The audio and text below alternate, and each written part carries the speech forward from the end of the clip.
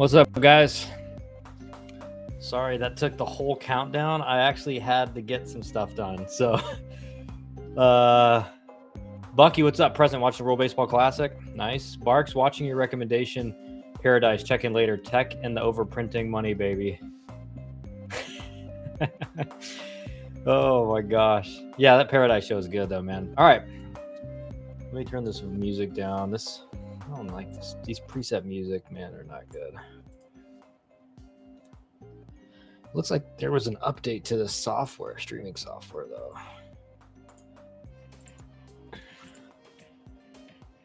All right. So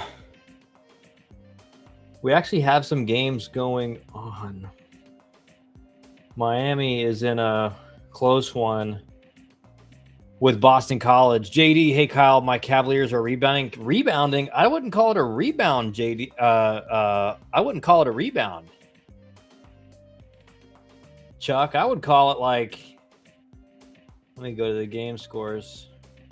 Oh, maybe you mean for game 3. Yeah, they just took the lead in the 12th. I'm going to pull up some of these games, actually. It's so weird having to... GT with some O today? Yeah, I mean, Georgia Tech. And listen, Virginia Tech's arms were legit. You know, these were the best arms that... Last 2 nights, Georgia Tech's... It's the best arms they faced all year. 30 runs. So, again, it's just like, you know, for the people out there that are like, they hadn't played anybody, this, that, whatever, boom, boom, boom. You know, they have. And I'm looking for my boy. Where's the chat? Yeah. My boy Hyrule. I'm actually in the Discord. We're going to start putting the Discord in the chat or in the chat for people to join. But anyway, I'm pulling up the Virginia UNC game. But I mean, listen, it's pretty obvious now that UNC has been underrated, big time. Or Virginia's been underrated. You know, they've walked into Chapel Hill and have totally dominated North Carolina. And North Carolina is a really good team. I mean, you look at the, I mean, their starting pitching is insane. Their Sunday guys pumping 96, 97 with strikes. And so Virginia, we got to remember, Virginia's 13-2. They're 2-0 now in the ACC with already a series win, maybe a sweep on the road of probably the second best team in the ACC as of now. Hyrule, what's up, man? Hyrule, can we put the link to the Discord in the chat?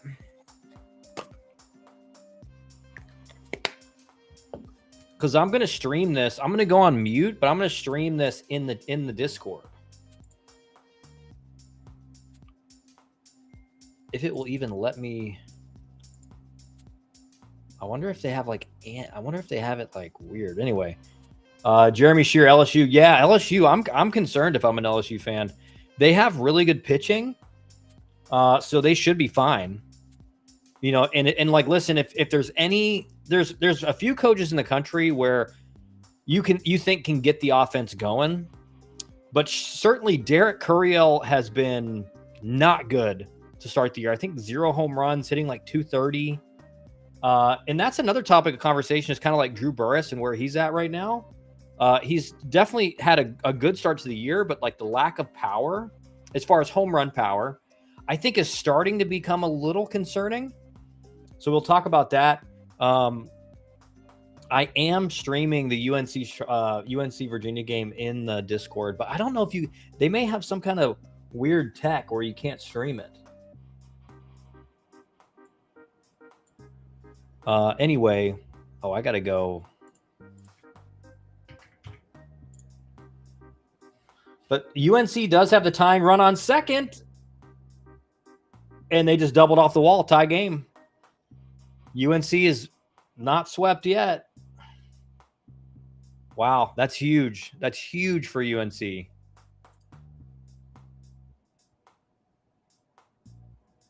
Hyrule, let me know if you can see the game. Can you see the game?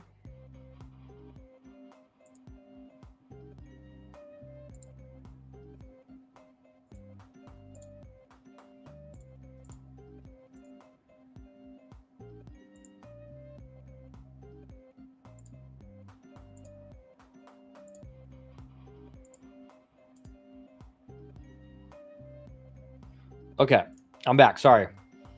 GT with Samoa today. Yeah, I mean, but Georgia, like, we'll talk about Georgia Tech. Canes is obviously. Let me get this over here. Miami is in kind of a close game with BC. Didn't realize UNC UVA was a doubleheader. Yeah, I didn't either. But I think there is some like bad weather. But Jaden Stroman for Virginia looked really good. Like my buddy Dusty Isaacs, who I play with at Tech, played all the way AAA, and does a lot of the ACC broadcast for Georgia Tech. He texted me about 5 minutes ago. He goes, Stroman for Virginia is legit. Looks like almost exactly like his brother.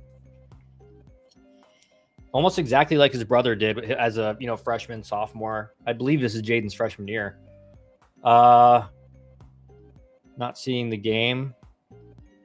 No, I'm not streaming it. I'm not streaming it on stream because I would get a huge strike on my account. But we've made a Discord for the stream, and I'm gonna be streaming it in there. We're just testing it right now. So Dusty and you got bumped by Danny Hall. I did. Dusty did not. I mean, I'm not doing as many games as probably I would like. I will be doing more. But I'm not doing as much as I would like, and that's probably a lot to do because I didn't do any last year because I was coaching. So that's part of it. I am going to be doing more games, but I would don't tell my wife, but I'd love to do every game. I really enjoy doing it. I cannot. Also, you'll have to send the link to Discord yourself. It's blocking any link in the chat for spam. Okay.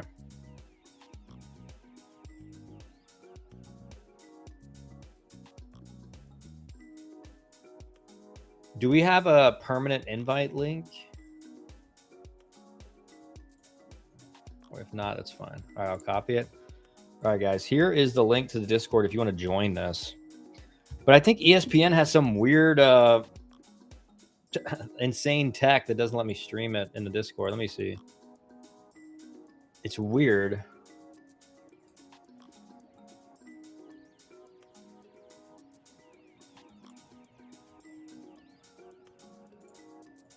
Yeah, I don't know. I don't know if I can stream it.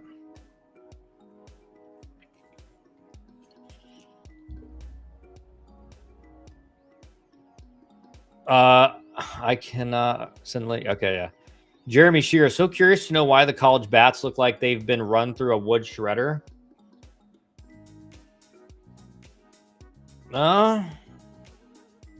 That's a good question. What do you mean by that? Do you mean like the ball's flying, or do you mean they actually look like there's just scrapes all over them? Like with the metal bat, if you like bang the dirt off your spikes, a lot of times you'll make scratch marks on there. So that's probably what it's from. But maybe if you just clarified a little bit more exactly what you're talking about.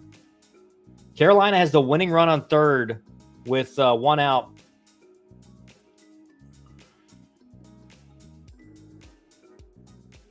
And no matter what, this is a huge weekend for Virginia. I mean, this is just a big game for UNC to kind of feel like they salvaged the weekend, showed some grit after you just get demolished 2 games in a row. And Pollard's going to make a pitching change, it looks like.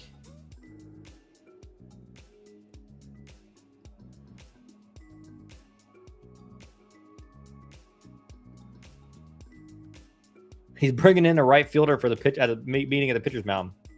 The bats are beat to hell. Well, maybe I don't know. I don't know. Maybe they're doing the old fashioned what was it called back in the day? Shaving the bats. Some you can barely see what brand models being used. Yeah.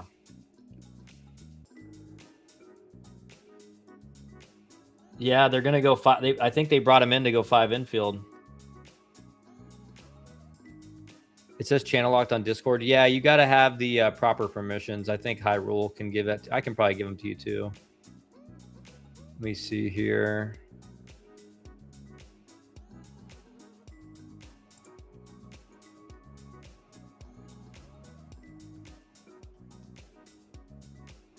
Yeah, ESA, you got it now, Buck. But I don't think I was trying to stream this game in the Discord, but I don't think it was working.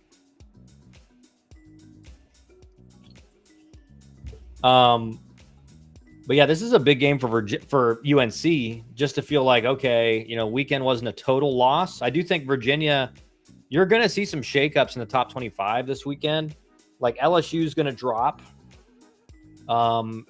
after how they've played this week. I do think you're going to see Virginia enter.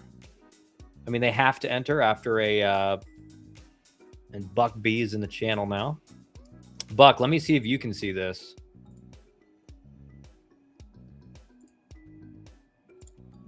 It's coming up blank on mine, though. I don't think you can.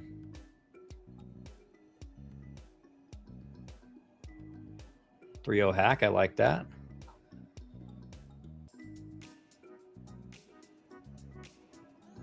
The Canes make it. Did Canes survive? Did the Canes survive? Or are they still in it?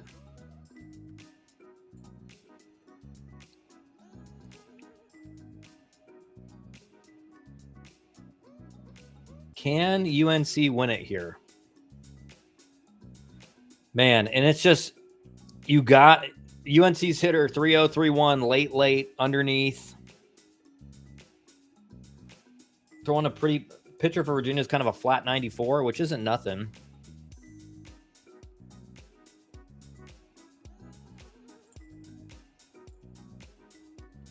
Donde está Dusty? Yeah. He's got to be coming. He asked me if I was streaming tonight. I got to text him.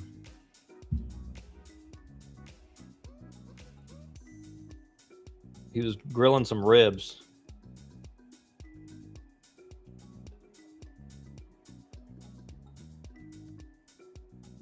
But we'll go over after this Virginia. See what happens here. We'll go over some of the what's going on in the weekend right now. I put the Discord link in the chat for you guys to join the Discord. I got to lower this or Dusty's going to get on me. And last night was the worst loss of my lifetime. It was a disgusting loss. Well, yeah, definitely. But again, if you win a series, you win a series. You would like to sweep Boston College, but at the end of the day, if you win every series, you're going to be a host. With how Miami started, with their only really loss being to Florida as far as in a series. So that's what you're looking for. That's all you really care about. Like you have to baseball is all about taking the small wins and finding a silver lining in everything. Dusty's on the Twitter side of the stream. Wow. Dusty is in the Twitter side. Miami may be in trouble. I do think you're seeing Miami's offense kind of start to slow down a little bit. Just the way we lost was disgusting. The box score doesn't tell a story. Well, tell it to us, Canes, because I didn't get to see the game. This early season has to be the year of the mid-major. Stunning amount of wins over Power 4. 100%. 100%. Like, it's unbelievable how many, not just mid-major, Buck, some really, low-level D1s are pulling off upsets. I mean, High Point takes the first two games of the series against Florida today. Virginia has already taken 2 of 3, even though they're in trouble here.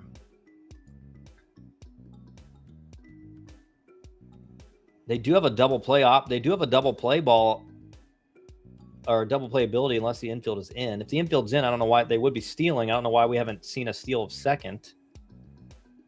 Strange. Yeah, I don't know what was going on there.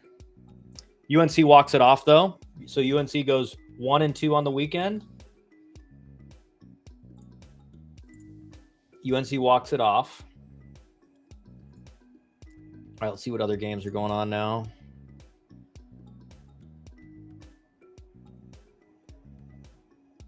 Big H, what's up, Big H? Isn't it awesome how UGA is going to jump in the top 10 with 0 quality wins and playing Queens 4 times? 0 Power 4 games so far for them. They have played a weak schedule. I will say that's kind of been Wes Johnson's strategy early. I think he likes beating up on teams and getting his guys as confident as humanly possible going in the SEC play, right? There's 2 ways to look at that. Is we're going to just build confidence, play weaker teams, and go head into SEC play on a high note, or we can play tough competition and we may have some ups and downs early, but we're going to be maybe more prepared and more likely to kind of acclimate to the SEC pitching than you would a team that's maybe just riding the high of playing low-level teams. But I agree. I don't know if Georgia's going to move much, Big H. They may move into the top 10, but it may be just 10. I mean, it depends on how the teams in front of them have played. UNC is going to drop. So maybe they take a spot up, again, in the back end of the top 10. But it'll all even out. Once we get like 6 weeks into conference play, the top 25 will even out. We'll know who the real ones are. But Georgia certainly looks to have a really good offense, and their pitching has been doing well. But it's a question of what you bring up is a good point. It's like, all right, well, how's Georgia going to look in the SEC? That's kind of what we're waiting to see. Kane, 16 hits to 8, 4 errors to 0 errors. We still lost. It was fully on JD. Terrible coaching. Yeah, I saw some comments, but I'd have to watch the game to make that determination. I saw some people saying that. And the way they scored the last run, the pitch com wasn't working, and the play was to throw a pick off at second. Our pitcher throws a strike 3, but it crosses up our catcher, and the ball passes by. Yikes. When they score the winning run, yeah, that's bad. Florida and UNC are gone. Yeah. LSU will drop. They lost a midweek, so best they can do is go 2-2 on the week. Well, I think they played 2 midweek games, so I think they could end up going 3-2, but I agree they're going to drop. Number 2 team in the country with 2 losses to lower-level teams in the week. They're going to drop. I don't think they drop, like, massively, but LSU so far offensively has been concerning a little bit. I just think everyone thought they were going to be blowing teams away and, getting – they were shut out through like 7 innings today. I mean, it wasn't even a game. They were down big, and they made a little bit of a comeback, but still lost. Florida just looks like their offense was okay against – if you think about it, Florida – Kyle, it looks like Discord blocks streaming off ESPN or any official streaming service. There is a way to troubleshoot it, but it's complicated. Yeah, I mean, actually, I think that makes sense. I know you can stream YouTube TV, but just so many of these games now, like YouTube TV doesn't have the ESPN connection anymore. But Florida's offense against Miami really was like really, really quiet until like the late innings, and has been really quiet so far against High Point. So best they can go is 2-3. Well, didn't they win game 1? They didn't lose last night. They won last night, right? Texas still undefeated. Yeah, Texas has been lights out so far, and has played good competition. Like, I think Texas and UCLA. Texas for sure goes to number 2. UCLA, unless they get really upset this weekend, they're not gonna move. O'Brien has State looking good, but waiting to see next Friday at Arkansas. Yeah, Mississippi State looks great. And no surprise. All right, I'm on YouTube. Give me a second to get my stuff connected. Thank you, Dusty. But I mean, like, I think I brought this up on one of the last streams, but like when Brian O'Connor, not O'Brien, but Brian O'Connor, when O'Connor was hired at Mississippi State, I did see a lot of fans, SEC fans or Mississippi State fans, say like, I don't know if this guy knows how to coach in the SEC. And it's just like, bro, they're going to be fine. And so far you've seen that. But, again, until you get into conference play, you really don't know for sure. But they've looked as good as they possibly can. When their only loss being the UCLA. And they, that was like a 9th inning tying home run that beat them by basically the best player in the country. They lost both their midweeks? Okay. Oh, I didn't know they lost both the midweeks. Okay. Yeah, so the best they can do is 2-3. Yeah, they're going to drop for sure. Shouldn't the Great Britain players at least fake a British accent when being interviewed mid-game? Yeah, I mean, the thing the World Baseball Classic is there's so many like American guys that are playing on like weird teams, and it's kind of weird. But like none of them have British accents. There's no British guys. Maybe there's a few, but UCLA has been crushing Ohio State. Yeah. Looks like Texas and UCLA has played the best competition. Yeah, I agree. I agree. I mean, there's some other teams that have played good competition as well, but Texas and UCLA have really shown out as, against the really good competition, they've played really well. Buck, what were your son's stats at the Texas 1000? State lost more than just one game. Are you sure? Mississippi State? Oh, they are. They're 14-2. Okay. You're right. Big H is just schooling me tonight. All right, so let's refresh some of this and go over some of these scores, since I'm not able to stream at basically any of this stuff.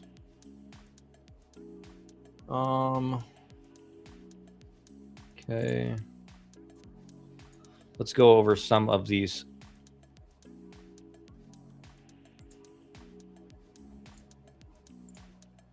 All right.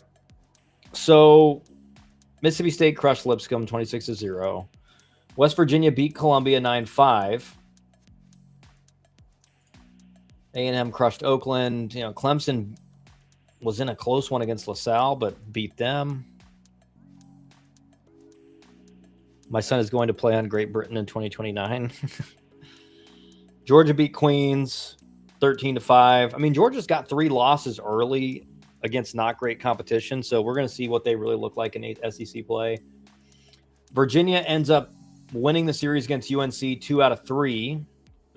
Southern Miss beat North Alabama. Georgia Tech stopped Virginia Tech 14-5. Coastal Carolina beats East Carolina. Wake Forest beats Stanford 12-9. They're 2-0 in ACC play alongside Georgia Tech. NC State beats Lafayette 10-4 after the loss last night. Florida State beats Northern Kentucky 13-0. LSU loses to Sacramento State 5-4. They're now 12-4 on the season. Tennessee barely gets past Wright State 5-4. The Tennessee offense is they're just not putting up a lot of runs. Tennessee, it's going to be interesting to see how they fare in SEC play, but they're kind of on both sides. They've been a little bit tough right now.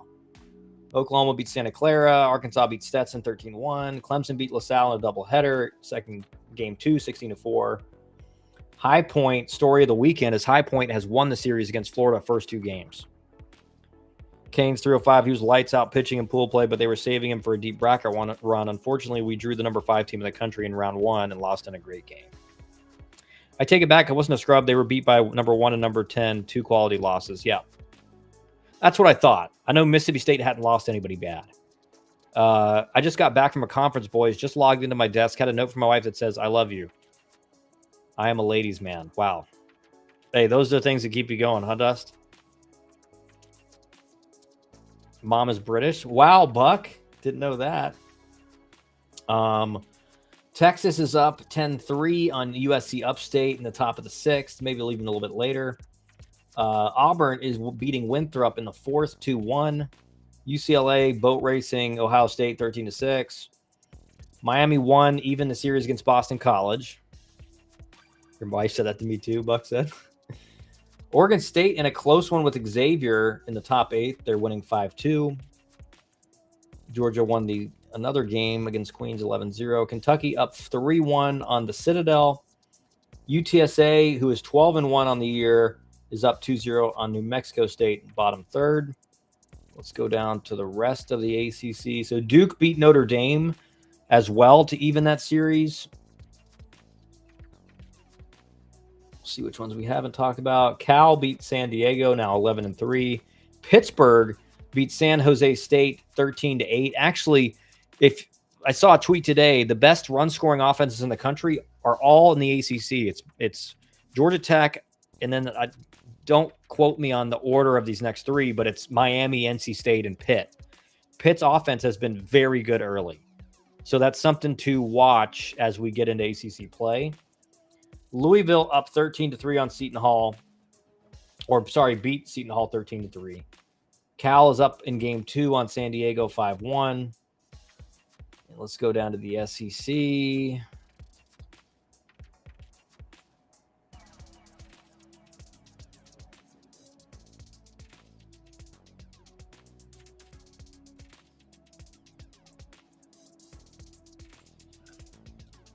How much of a contender is FSU beginning to look like with their bats heating up? It's too early to tell. I think with how Florida State has performed so far, you can't make any judgments yet. You have to wait till they get into ACC play and see how the bats look now. Because it's a great example is, all right, what have we discussed? I imagine all the big stuff. Yeah, we've just gone over kind of the weekend, how it's gone so far, but we're going to get into some of the weeds here in a second. But with Florida State, well, what I was saying is, Virginia Tech is not looked at as a great team in the ACC. They're not projected to do hardly, anything big. They're not in the top 25. They're 7-7 on the year. Their Friday night guy is mid-90s freshman, kind of scattered it against Georgia Tech, and they just took full advantage. I think they had 11 walks on Friday. Today they face Brett Renfro, he's one of the best arms in the ACC. He's 94, 96, cutter, slider, curveball, changeup, all three for strikes. And, they put up 5 on him through 5. And maybe a reliever cashed in 1 or 2 of those. But, 3 runs against a pitcher like that in 5 innings, or 5 runs in 5 innings, you're going to take all day. And then the bullpen came in, and Virginia Tech's bullpen arms were great too. I mean, kind of sidearm 94, 96 guy in Eisenrich, I think was his last name. But Georgia Tech's bats were just like, they looked the exact same as they did against some of the weaker schools they faced. So that's where you start to think, okay, this offense is for real. For real. Deaver and their camps is crazy. 90 Deaver, what's up with the HP camp? Played my last year of pro ball in High Point. Part of my soul being stayed there. Horrid place. In the old Atlantic League.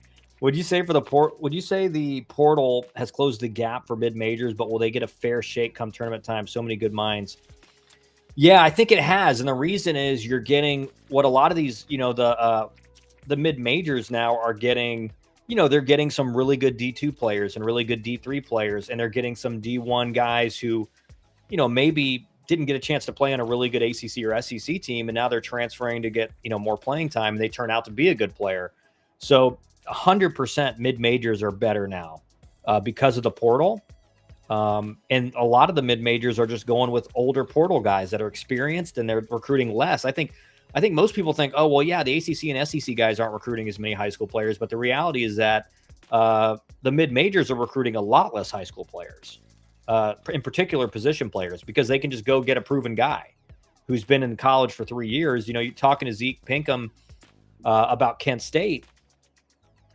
He's like, we have like a bunch of old, experienced, like guys that have been there, done that. They're not afraid.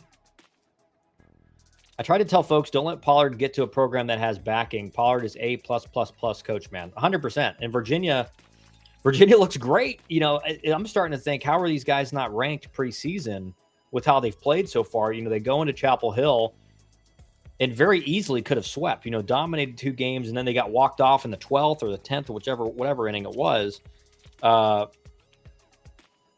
Virginia looks really good. They will be in the top 25 this week. Yes, Georgia Tech offense is a chance to be all-timer. Truly ridiculous. Going to be top 5, top 100 picks, and 3 great college players. Love it. Yeah, I mean, the offense for Georgia Tech it's hard to deny when you have like 3 or 4 bench players that on a lot of teams in the ACC are starters. On most teams in the ACC are starters. And those guys are on the bench. Kent Schmidt, you didn't even realize that Kent Schmidt was injured for a few games.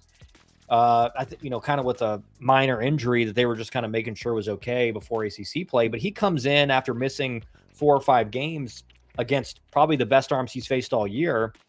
And I think, 6 hits, 7 hits in 2 games?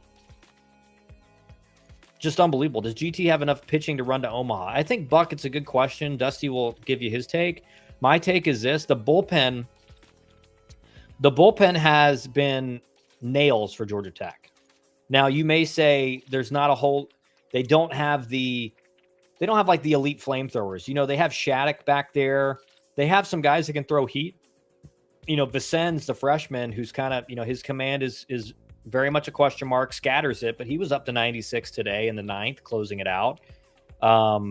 So they have some guys that can throw heat, but really what you've seen is a bunch of bullpen guys that just come in and throw strikes. They don't walk guys.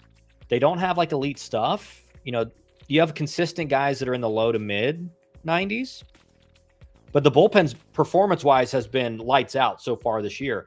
The concern on the pitching side for Georgia Tech is, Tate McKee with the rain delay didn't get a chance to go deep. But can he really turn into a guy that's an ace? He's got low to mid 90s sinker fastball. He's got a really good slider. His changeup's a solid third option, and he can kind of manipulate the slider into a more of a curveball, more of a firm slider. So he's kind of got 4 pitches. But he just, he hadn't been able to go deep in a game yet.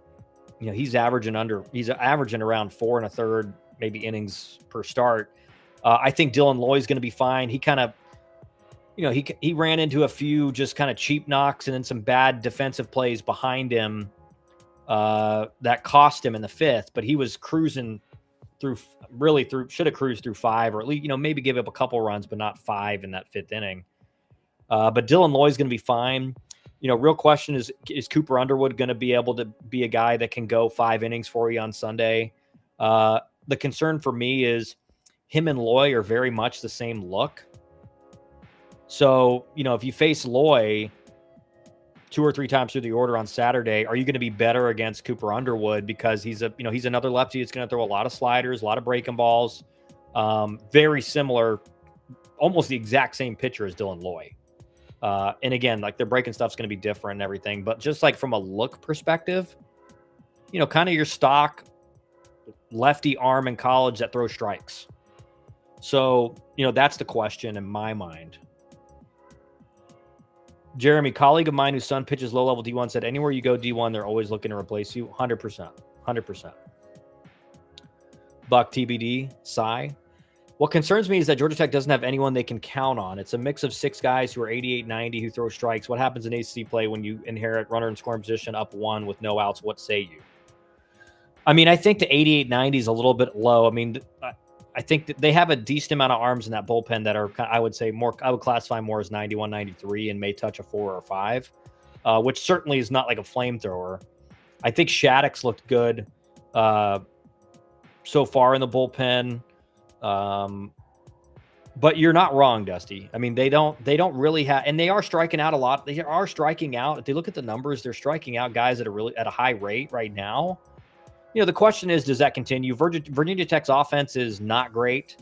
So it's not like this is a test weekend for the pitching staff in the ACC. Definitely a test weekend for the offense, and they've passed with flying colors.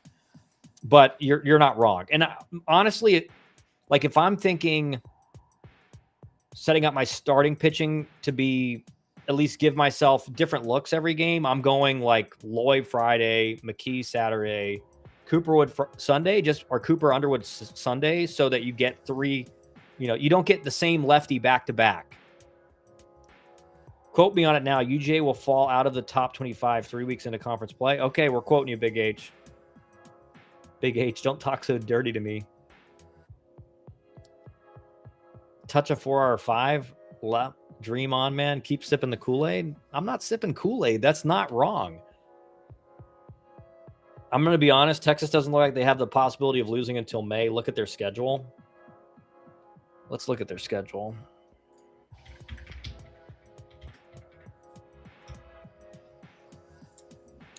All right, let's look at Texas's schedule here. All right, let's get to where they are currently. They're facing Upstate. All right, so Texas State, then they face Ole Miss, okay. Tarleton, Auburn. I mean, come on. Auburn's good, dude. Auburn's good. I mean, could they sweep Auburn? It's in Auburn too. Then they're playing Oklahoma. Oklahoma's been good. South Carolina, they have a chance to sweep that. A&M's another team where it's, they've played well so far, but are they going to be as good as their ranking? Then they go Alabama. I mean, dude, if they go undefeated through this, they're going to be, and then their last series of April is Vandy. And Vandy has some injuries right now. So, Vandy's going to be better.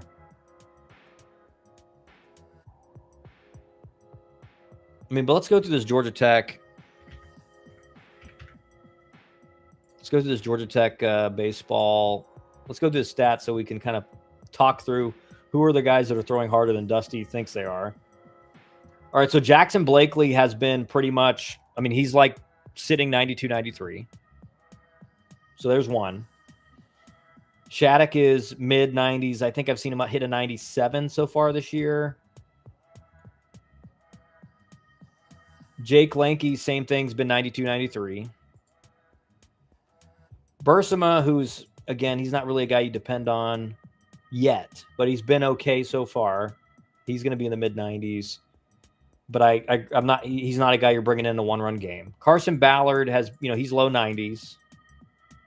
Caden Gaudette's been 91, 93. Caden Spivey's been 91, 93. Jamie Vicens was 93, 96 today. Caden Campbell's going to be in the low 90s. So Dusty, I don't know what you're talking about. The guys that are high 80s are Dylan Loy and Cooper Underwood and Mason Patel.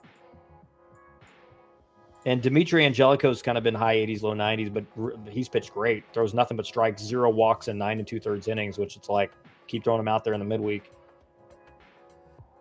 But these are not adjusted for today's game at 14-1. Georgia Tech hit 5 home runs in the 7th inning. 5 home runs. Tie game, and all of a sudden they were up 13-5. All right, so let me catch back up on chat. Canes, let's see. Last night they hit a 3-run home run and the bat didn't have the sticker. The ump didn't do anything but take the bat and send it to the league office. That's weird. They used an illegal bat. That's what makes it even worse. Yeah, that's weird. I'm predicting UCLA will be the last undefeated Big Ten will be the last undefeated? But UCLA isn't undefeated. Do you mean in Big Ten play? UCLA has a couple losses.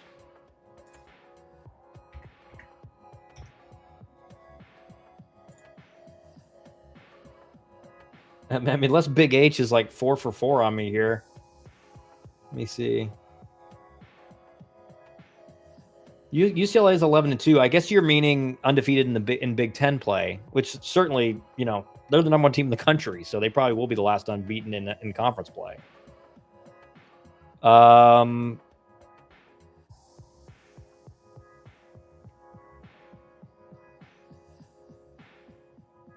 Okay, it's blaming the bat this early in the season. Miami's going to be fine, man. They have a solid team.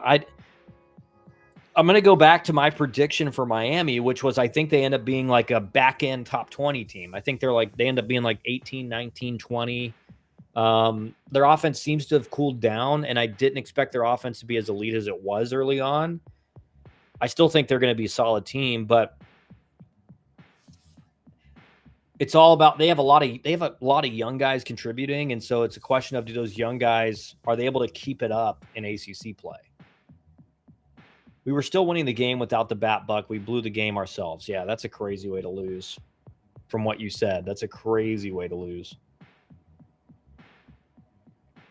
I am highly concerned about Miami. Dusty, give us your diagnosis on Miami. Oh, USC 3-1. Okay, yeah. USC's looked great. Their starting pitching's been really good. Their starting pitching's been fantastic. Let me see here. What was I about to look up?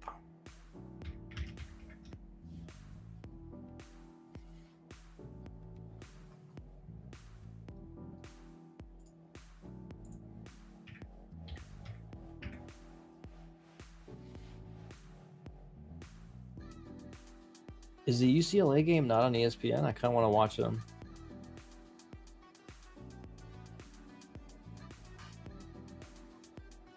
Dusty will be on the call tomorrow, guys, for Game 3 with Virginia Tech, in case you want to pay attention to that. Or if Dusty's on it, maybe you're like, I ain't watching that.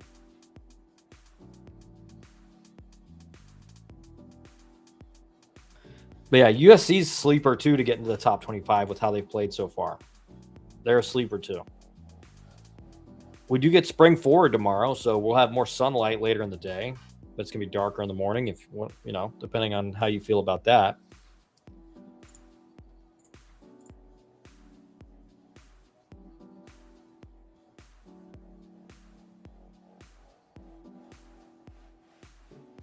Nancy Pygal said, sad, can't join. We're in Panama at dinner. Wow, Nancy Pygal's down in Panama.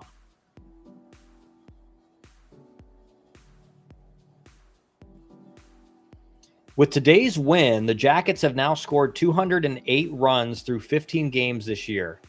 That breaks the program record for the fewest amount of games needed to reach 200 runs, set back in 1987. So before the Danny Hall era, and I believe that was back in the, correct me if I'm wrong, is that the drop 5 bats? Which is insane.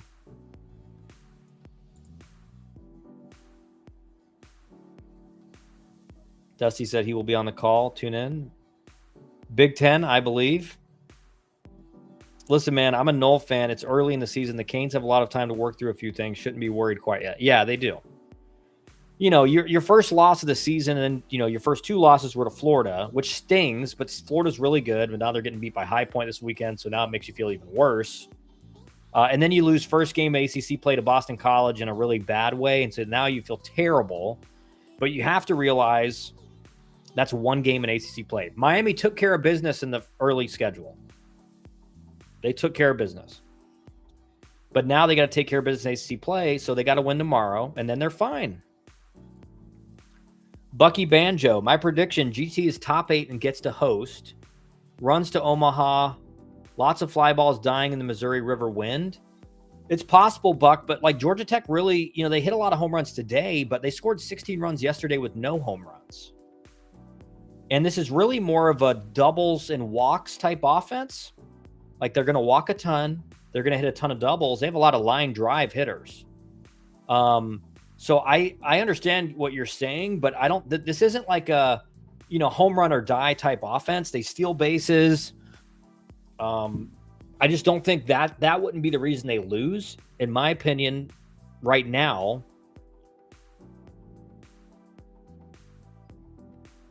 is, you know, again, can the starting pitching be good enough? Because right now, I mean, listen, this is a type of offense that's going to bail out any pitching staff in the country. And Georgia Tech's bullpen's been great so far. The starting pitching is just kind of, you know, you're kind of hoping you can see a little bit of better outings out of the starters. Nancy saying, hola, she's in Panama. What's up, Nancy? Kane said you didn't know Nancy worked for me.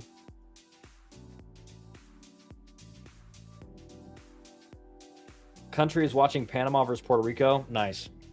Dusty, by all metrics, Georgia Tech's offense is the best offense since New Bats 2011. They are dem boys. Who was there in 2011? Who played on that 2011 team, Dusty? Doubles and walks type offense. I'm just saying it's not like a pure home run hitting offense, like slam offense that, you know, they hit for high average. They're hitting a ton of doubles. They're leading the country in doubles. What else do you want me to say? They're probably leading the country in walks. They strike out. They don't strike out. Up and down the order, it's professional at bats. So there's just like, even if some guys aren't hitting, there's always going to be guys on base. And if Dusty, if you need to understand more, yeah, but 12 plus homers, Dusty, that's nothing. What do you mean? That's not a home run hitting offense in today's era. 12 plus home runs is like, okay. That 12 home runs is okay as far as power numbers are concerned. If you're a power hitting offense that hits a ton of home runs, you have like 2, maybe 3 guys with 20.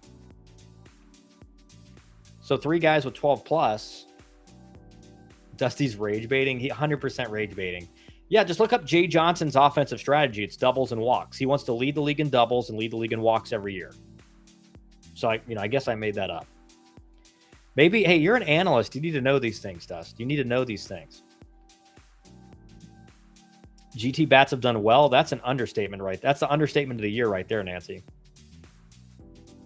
When you say dumb stuff like that, it makes people think you're an idiot. Jeremy understood what I was saying. Everyone else in here knew what I was saying. It's not like if you were to describe Georgia Tech's offense, I would not call it a home run offense. They are going to hit a lot of home runs, and maybe it's just a connotation kind of semantics difference, but in my view, when someone says, yeah, they're a 3-run home run offense, they're not stealing bases. they're waiting for a 3-run home run to get around. And Georgia Tech is a lot more like they're going to score in like 6 of the 9 innings every game minimum. And on, again, Friday, they scored 16 runs without one home run. And then they hit, 6 today? So it's a dynamic, multifaceted offense that can hit for power, but it's not a home run offense. I think Kane said turn on FIU.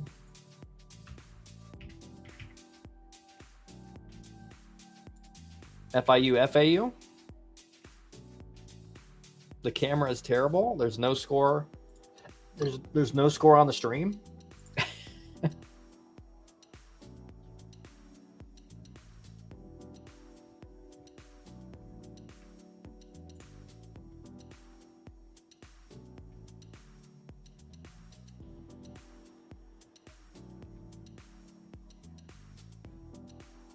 Von Lackey's doing everything he possibly can to get drafted in the top 5 picks.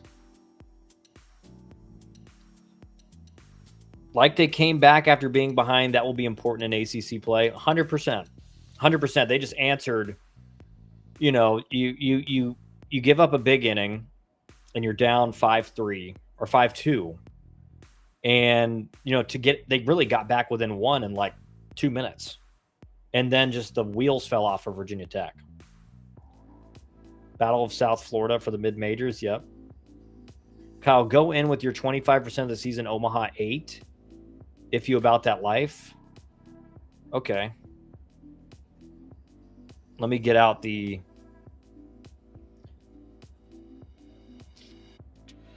Let me type this in so I know I have 8. I mean, Von Lackey, I think, if he just keeps doing near what he's doing, which would be ridiculous, but like, let's say he ends up hitting, I think certainly with how he started, you could see him hitting around 340, 350 with 10 plus home runs, 12 plus home runs. And with his defensive capability, like we saw him playing first the other day and he was just like lights out. He's a for sure top 10 pick. For sure. All right, so let me go in. So Texas, I think, is, obviously that's going to be Texas. I like UCLA's arms. So there's Texas, UCLA. And, those are easy ones, but I'm going to go Georgia Tech because I'm a homer. I do think Georgia Tech has some things that you worry about with the pitching. And it's not this, again, it's just like if you're nitpicking a team that's performed outstanding so far, you're looking at the starting pitchers and just hoping, you can start getting a little bit more depth into games to not, because again, these kids are not, a lot of these kids are not able to pitch a ton out of the bullpen and be fresh come June and July. So if you're depending on the bullpen super early and the bullpen all of a sudden starts to get fatigued over the course of a season, that becomes a concern.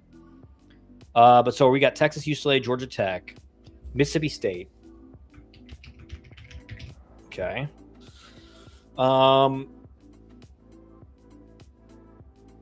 Let's go here real quick. Let me just get a list of teams up here. I'm not picking LSU because their offense has been really scary. If you're an LSU fan.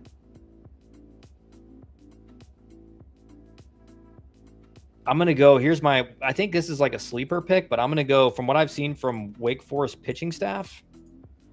I'm going to go Wake. So what do I have now? I got 5. Okay. UTSA is my mid-major pick right now. They've been lights out, unbelievable. Played undefeated in the tournament down in Houston. Wins against Ole Miss, Coastal Carolina, and Baylor. So those have been great. Let's see.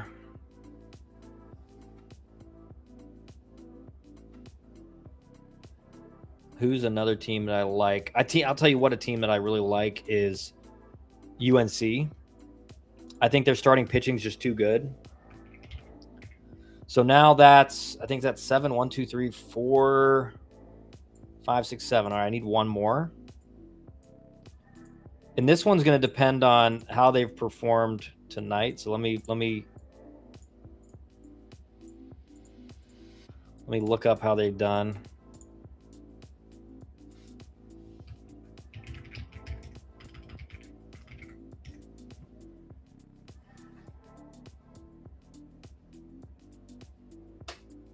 Okay.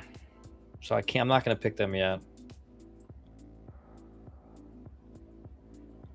But let's see here. And you know what? I'm going to go with another sleeper pick, but I'm going to go USC. There you go. There's my Omaha 8. I'm not putting FSU in the mix yet. I haven't seen enough. Oregon State is quite frankly lucky to still be in the top 25. I agree. And Oregon State also has some really good arms. I mean, Dax Whitney's he's insane. So Oregon State's one of those teams like it wouldn't. Oregon State may end up being one of those teams. It's like a 2 seed, and they make a super and maybe the College World Series because they can pitch enough. But certainly they haven't been consistent enough yet. Why did I just post that twice?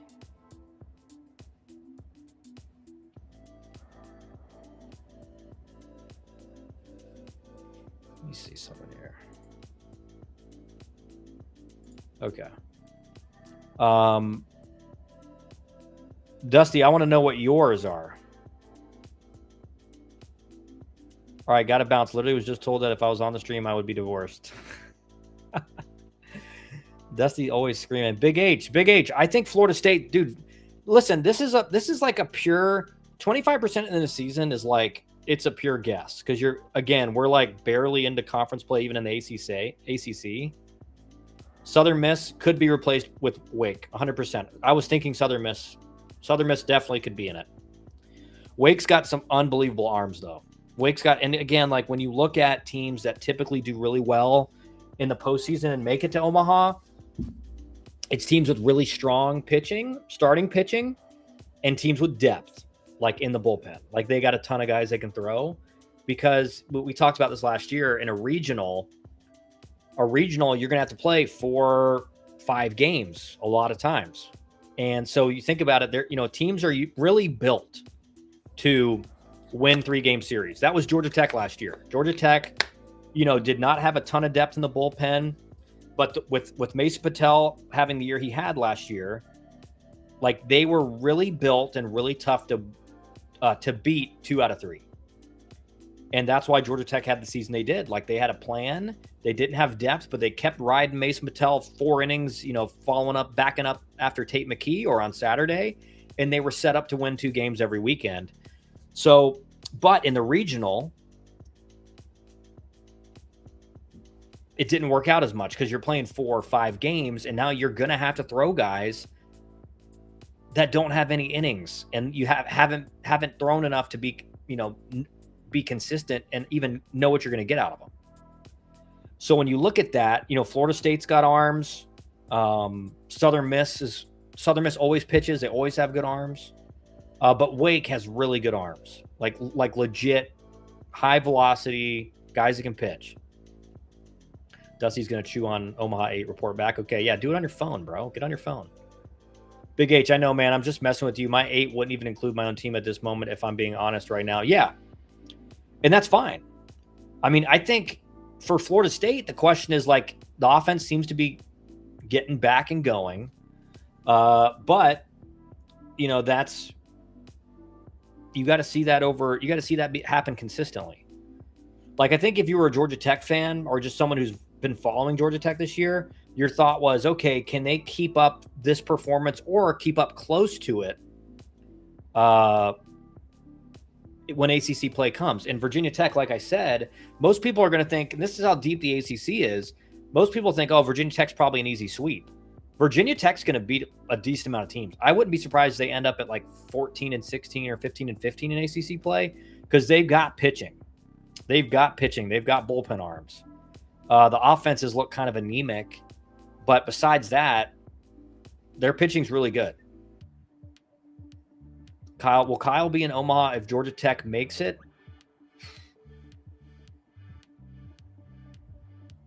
We'll see.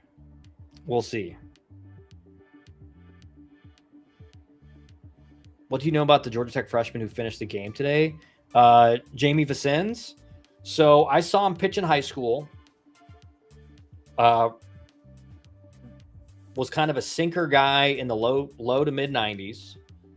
And he seems to, really good changeup, slider, kind of a sweeper slider, but it plays off his sinker, or two seam. It's kind of, from what I've seen so far in college, it's looked more just like kind of a two seam, but kind of a lower 3/4 slot release. He was up to 96 tonight, but for me, not a guy you can depend on yet because he's like all over the place. Like it's either painted or he misses his spot, catcher set up in, he misses out, way out of the zone.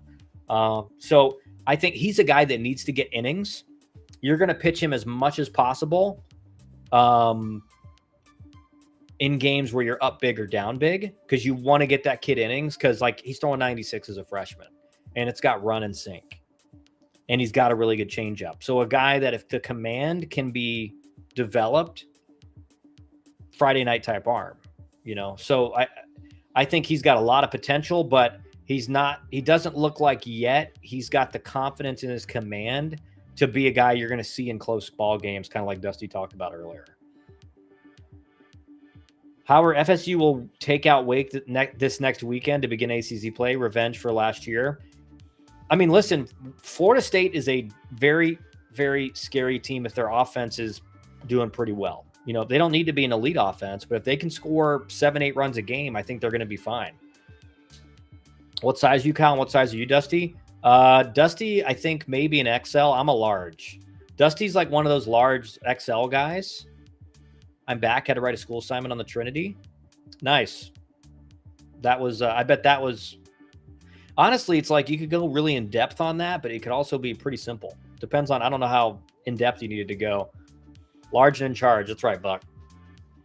Jacket, shirt size. Yeah, large for me. Dusty's, I would say Dusty's kind of XL, maybe.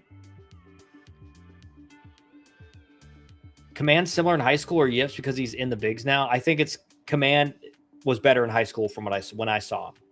But again, I didn't like I saw him 10 games, so maybe I caught him on a really good night. But I definitely saw him as a guy, like if he throws strikes, will come in right away and get a ton of innings. And he could still be that, but I do think he's, I mean, listen, a lot of guys just like they get to college and the strike zone's way tighter. And if you make a mistake, you get burned. I've said it and I'll keep saying it. When I got into college, the biggest jump was for a hitter because the stuff was just so much better. The strike zones were big. So you really had to know what you were doing as a hitter.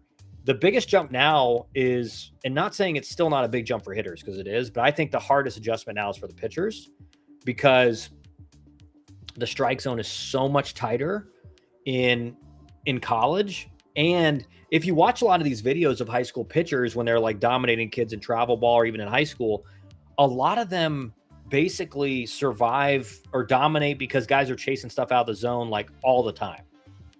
And in college, that's just not going to happen as much. So you take away a bunch of strikes that are no longer strikes, and you take away, let's just call it half of the chases they get. All of a sudden, their strike percentage is below 50%. And so that's why when parents are like, well, his strike percentage was 62% last night, it's like, that's great, but that's with the high school zone and probably a lot of chases. So in reality, when you apply that strike percentage to the college game, it's going to be much lower. And Carl Nonamaker from Auburn said it best on our podcast. He said, he's like, if you're a high school pitcher and I see you getting to fairly consistently getting to 3-ball counts, you're not a strike thrower, which is, I thought was correct. All right. So Big H says Texas, Auburn, Virginia. Okay. Virginia, UCLA, Mississippi State, UTSA, Southern Miss, and USC are my 8 to make it from what I've seen thus far. That's fair. I think Virginia, I'm not ready to pull the trigger on Virginia. I want to see, because remember we saw Stanford go into UNC last year and sweep them like first weekend of the series. UNC lately has had a slow start in ACC play, and then they just figure it out and they're unbeatable. But I'm not ready to go all in on Virginia. I certainly think they're looking really good, though. Dusty, that's terrible. I saw a really nice Georgia Tech football team.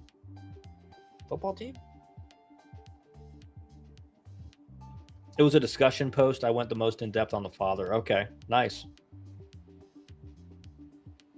Well, that's probably the one you can really go in depth on the most. Dusty on the growth plan XL. He's been working out a lot. He'll let you know too. Team issued jacket for sale in size M. Oh. Have you seen the Contreras kid who pitched for Brazil last night? Yeah. I mean, and again with the Contreras kid, in a high school environment, he's just going to dominate guys. But he's got pretty good feel for strikes right now. I think he's going to be a very high pick in the draft, from what I've seen and what I've heard. So does he get to college? Probably not, but we'll see. But he's got a bright future. But again, it's all about, when you get to the pro game and you get to like high A, double A, that's when hitters, when they see a guy that throws mid 90s, even a little bit higher, it's just kind of like, okay, like that's everybody. You're no longer a big dog. 95 and double A is like, okay, that's great. I just want to shout out. Have you seen the? Oh wait, I already read that. Just want to shout out my guy Grant. I recruit Hawks. What's up, Grant Govel at USC? 7 shutout innings today and has a .37 ERA season. Dude, I'm all in on USC's pitching staff. They're just lights out. Like they have a bunch of guys that can pitch. They can go deep in games. They're undefeated still. USC's great. I mean, Andy Stankiewicz is really done a great job since he got to USC. And I played with his son, Drew Stankiewicz, in pro ball. And, again, Andy did a great job at, what was the first stop down there in Phoenix, Grand Canyon. Andy did a heck of a job there at Grand Canyon, turned them into one of the best mid-majors in the country, top 25 fairly consistently, regional team consistently. So no surprise he's doing a great job at USC. It brings glee and joy when I watch ranked teams lose to nobody teams. It brings whimsical joy when I watch my rivals do it. Yeah, we're all guilty of that. When you see your rival get beat by a really bad team, or for me, it does. I don't really. It's honestly, it's how you get beat. You're going to lose games to mid majors. Georgia State beat Georgia Tech earlier this year. You're going to lose games, and it's more about how you get beat versus losing. There's ways you can get beat where you played really well. The other team just outplayed you. That happens. But if you're not playing well, like if your losses are happening because you're not playing well consistently, that's when you should be concerned.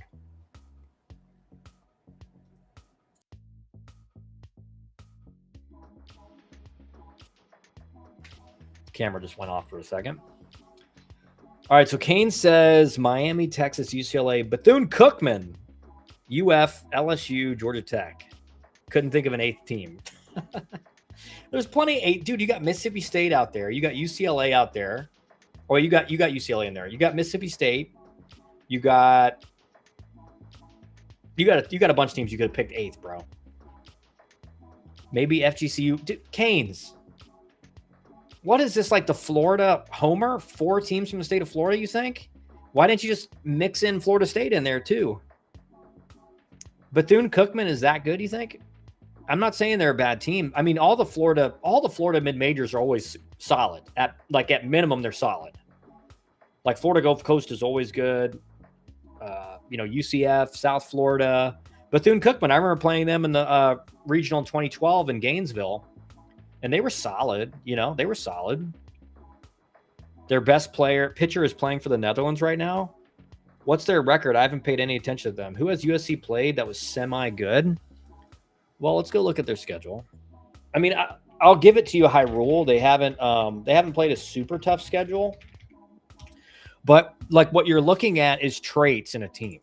What are the traits of this team that would make them have a ton of success over the course of the season? Let me get some of the college baseball pages. Like you can't even find where to go for stats. Let me see. Stats. Oh, wait, schedule first. Okay, so far they've played Pepperdine, LMU, Rice, Cal Poly, which is always a solid mid-major. UC Irvine, solid. Illinois, they opened up this weekend in the Big Ten. So, okay, they haven't played like a crazy tough schedule. They haven't played a Mickey Mouse schedule. And what you can see is they give up like no runs. So let's go to their stats page. We'll pull it up in a second. Let me catch up on chat really quick. They're 9-5. They lost to FGCU tonight. FGCU is 11-2 or 11-3. US just tied Great Britain. No way you put FGCU or Bethune before the Knowles or Mississippi State. Top 3 Florida teams are 100% the big 3. Oh, for sure.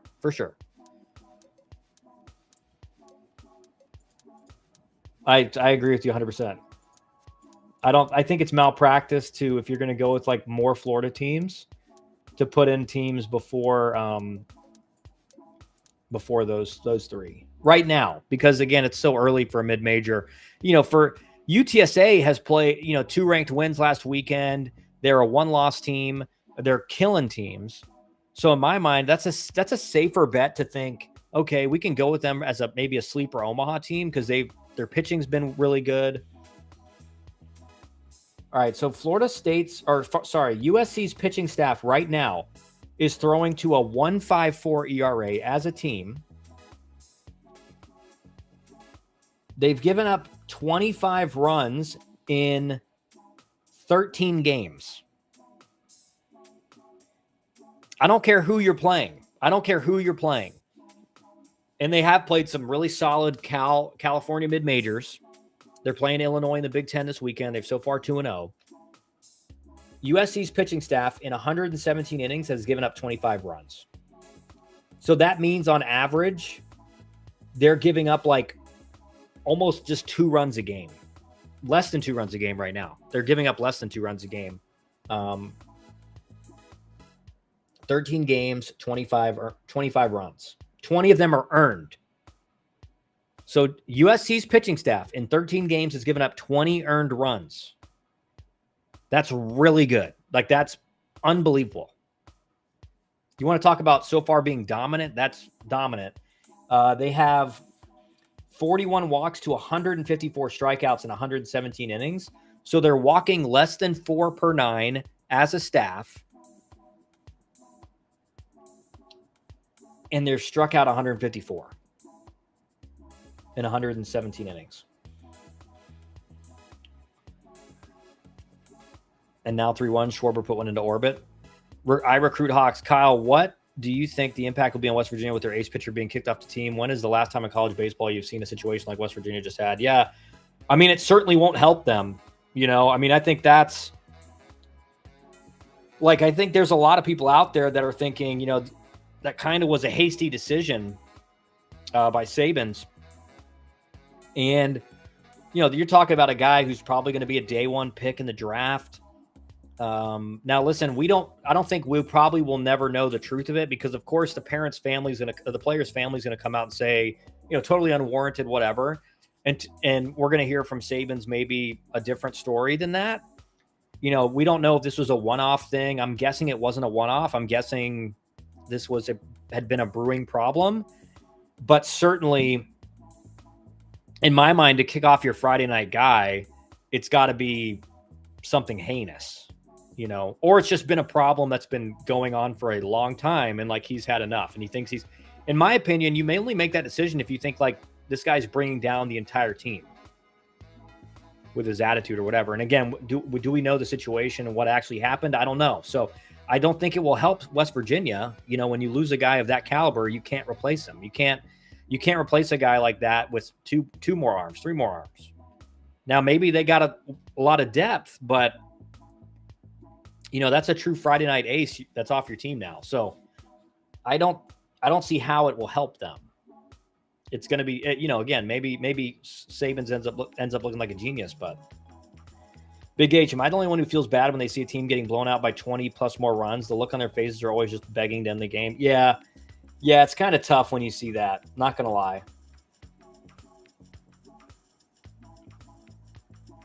It's kind of tough. It doesn't really bug me, but you're kind of just like, okay, And those are the worst games as a broadcaster or an analyst. Like you're just sitting there, the game's not serious. None of the bats are important because the game's out of hand, and you're just like, okay, this is boring.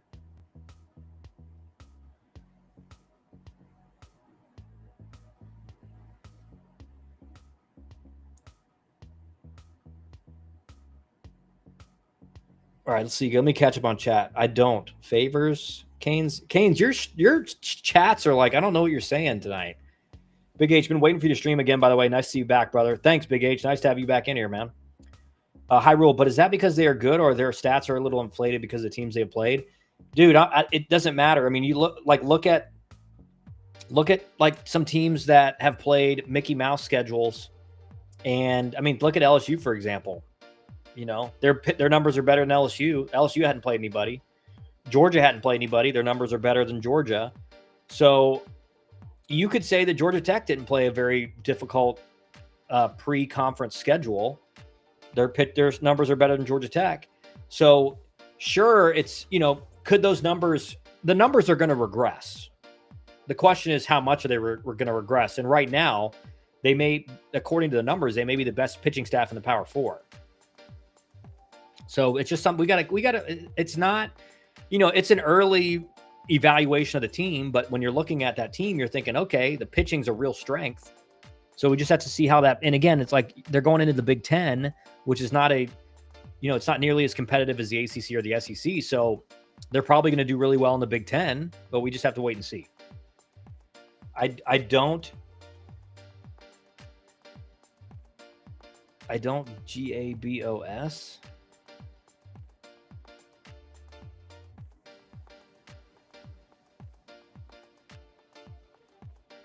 Canes, I don't understand what you're saying tonight. That's fair, but I'm talking about when you see others teams doing it, not your own. Yeah, I mean, any game, you're just like, it's boring. It becomes, for me, it's not, I don't really feel bad because that's part of the game. Like sometimes you just get killed. But it's a boring game to watch. Like some of Georgia Tech's games have been boring to watch because they're just like beating the crap out of a team. And you're like, okay. He talked back to the coach and the coach got in his feelings, very unprofessional. Yeah. I mean, again, I don't think we'll know the full story, but from what we know, which again, could be like nothing, but from what is public knowledge, it seems like you're kind of like, man, that's why he got kicked off. That seems like a closed door conversation where you can be stern with the kid and say, listen, like this stuff happens again, you're gone. And maybe that conversation had already happened. Like that's what we don't know. So it's one thing as a coach is you cannot take, you cannot have people on your team that are doing that. Right. And so when it's the best player on your team, that's a big problem because that like other players are going to listen to that guy. So that's a big problem. My guess is it wasn't the first time, and maybe a conversation had already been had saying, listen, like this happens again, you're gone, or, something bad's happened. And maybe, so we don't know exactly what happened. Guess I got to watch them for myself going forward and see what my eyes think. Yeah. And the good thing is they play on the West Coast. So like if you're up late, you can catch those games after the, whatever, the Texas game or some of the other SEC, ACC games if you're watching them, but you can catch those later. But I mean, their pitching staff's been lights out, man. Pitching staff's been lights out. Offense is good. I think they're scoring like, 8 runs a game, which is not maybe 7.5 runs a game, which is, it's okay. It's solid. But if your pitching staff remains elite, you're striking out a ton of guys. You're not walking a lot of guys. Again, they've given up 20 earned runs in 117 innings. 20. Which is ridiculous. They're giving up like 1.7 runs a game or something like that. Look up what Gabos means. Siemens has a rep of pulling the trigger quickly. Yeah. So again, we just, all we can do is speculate. Game ain't based on sympathy. I like that. Originating as prison lingo, it signifies that results are based on performance, grit, and hard work rather than excuses or luck. It emphasizes overcoming pressure and relying on merit. Okay, I like it. I like that.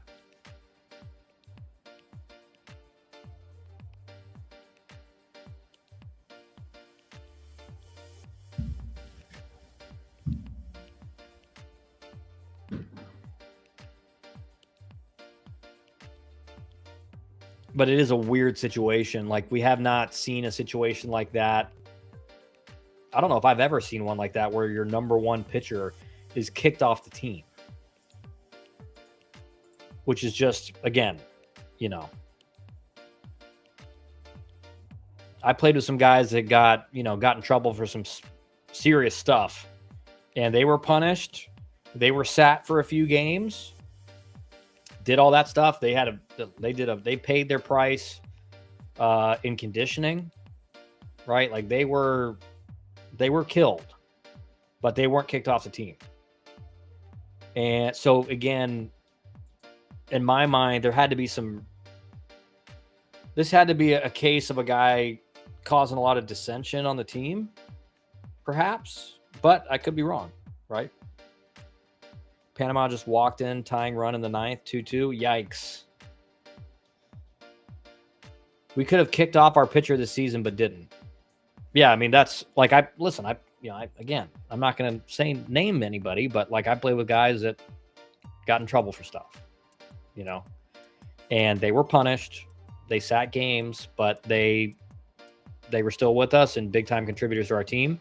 But that's a different thing. Are you questioning a dedication to a team when like you get in trouble off the field? In some regards, because if you're really dedicated to the team, you shouldn't be doing things like that put your spot on the team in jeopardy, right? So there's not saying that doesn't do that, but when a player, it's a lot worse a crime when a player and a prominent player is creating and causing dissension on the team, because that's affecting all the other players. So, and again, I'm speculating. I have no idea. But in my mind, it had to be something like that for this to happen. I could be totally wrong. I'm just confused why USC is not ranked if their stats are so good. Well, remember this, Hyrule, like preseason top 25s are complete BS for the most part. Like the top 10 teams are usually correct, but like look what we saw with Coastal Carolina was top 5 coming into the season. They've been bad. They are dealing with injuries. But, listen, LSU is not looking great right now. So preseason, like you're judging a team on paper. And that's not accounting for guys developing over a year or guys making jumps. And it looks like in USC's case, like they were underrated, much like Virginia. Virginia is not ranked, and they just dominated UNC on the road in Chapel Hill. So, you're going to be maybe 50% right on a preseason top 25. You're going to be maybe 50%. So that means at the end of the year, there's going to be 15 teams probably that are in the top 25 that you didn't expect. Like Louisville was very highly ranked coming in. They're not in the top 25 already. They were they were number 12, maybe top 15. He paid his price, but now he's dealing. Yeah. Hard question, but do you think Link Jarrett will be the man to bring FSU its first natty? I think if anybody, I'll say it like this, Big H, I think Florida State made the best hire possible. What Link Jarrett did at Notre Dame, and, not counting his previous stops, like Link Jarrett went through the ringer of like head coaching jobs. He went to low-level D1s, mid-major, Notre Dame, which was, again, I think most coaches would look at that as like, can't win there. Cold weather, football school, not a lot of support for baseball. And, look, what he did at Notre Dame speaks for itself. So if you take that and you get the backing of the Florida State baseball program that it is, I do think Link Jarrett is a man that could bring FSU its first natty. Again, winning a national championship is incredibly difficult. And I don't think a coach, really, even legendary coaches, can be defined by that, It's more about, are you getting Are you a top 15 team nationally, like almost every year? You know, if you look at what Jay Johnson's done at his stops, what Tony Vitello did at Tennessee.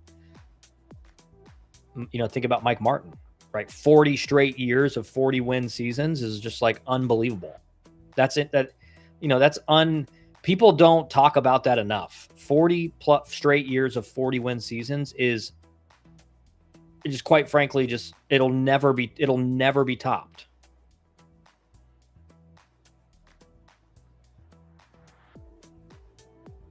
Kane says no, Big H, because they sing a song called "Oh Canada" in the United States, and if you look up the reason why they sing that song, it's laughable, like literally laughable. High Rule, I have made preseason top 25s for college football, and I base most of my rankings off of performance and turnover from the year before. Like, if you lost your QB, what would be equivalent for college baseball? It's tough. Like, baseball, in my opinion, is one of the hardest sports to evaluate teams, because in football, typically, if you could have look at Indiana, for example. On paper, they're a solid team, but no one expected Indiana to do what it did. And that's because they had elite coaching. And so in baseball, you could have a team that's not like incredibly talented, but team chemistry is off the charts. They play together extremely well. Coaching staff's really good, and they just outperform.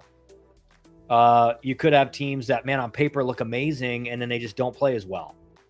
You know, it's like baseball is so hard to predict, because look at Florida, for example. You know, they were supposed to play 3, but the game 3 got canceled, so they win the series against Miami 2-0. Excuse me. And they're looking great, and they just lost 2 games to High Point. And High Point's a solid program, but no one expected that to happen. I do think in football, like, if you lose your quarterback, there's major question marks, unless you're getting a proven guy. But even if you're getting a proven guy at quarterback, like, so much of it is about the scheme and how the quarterback fits into that scheme, and can the offensive coordinator adjust the scheme to the quarterback. So football, like, team loses a quarterback, like, that's usually a sign the team's going to regress, typically. But in baseball, it's harder to tell. And then, you may have a guy like, for example, Adam McElvey for Georgia Tech. He threw like 3 innings last year for Georgia Tech as a freshman, and he's been one of their go-to guys out of the bullpen this year. So it's hard to say. Like, baseball, there's so many times where guys can make big jumps in development, and all of a sudden they're way better than people thought they'd be. Canes, how can you sing a foreign song and say it's good luck when you don't have a ring? 2 and 2 don't go together. 2 and 2 don't go together. Canes, it's not that deep. The problem is you're overanalyzing and overthinking a silly little thing we sometimes do. I will say this: going to play at Florida State, and I played there my sophomore year. That's a ruckus environment for an opposing team. When you get the 2 strikes and they all start chanting K time, and like, Florida State's I don't think any opposing team cares about the "Oh Canada" part of the game. Big H, I've been to multiple games. They don't even do it every game. Big H, I compared that to Florida Panthers fans chant Knight during the national anthem when Knight played less than 25 total games with the organization.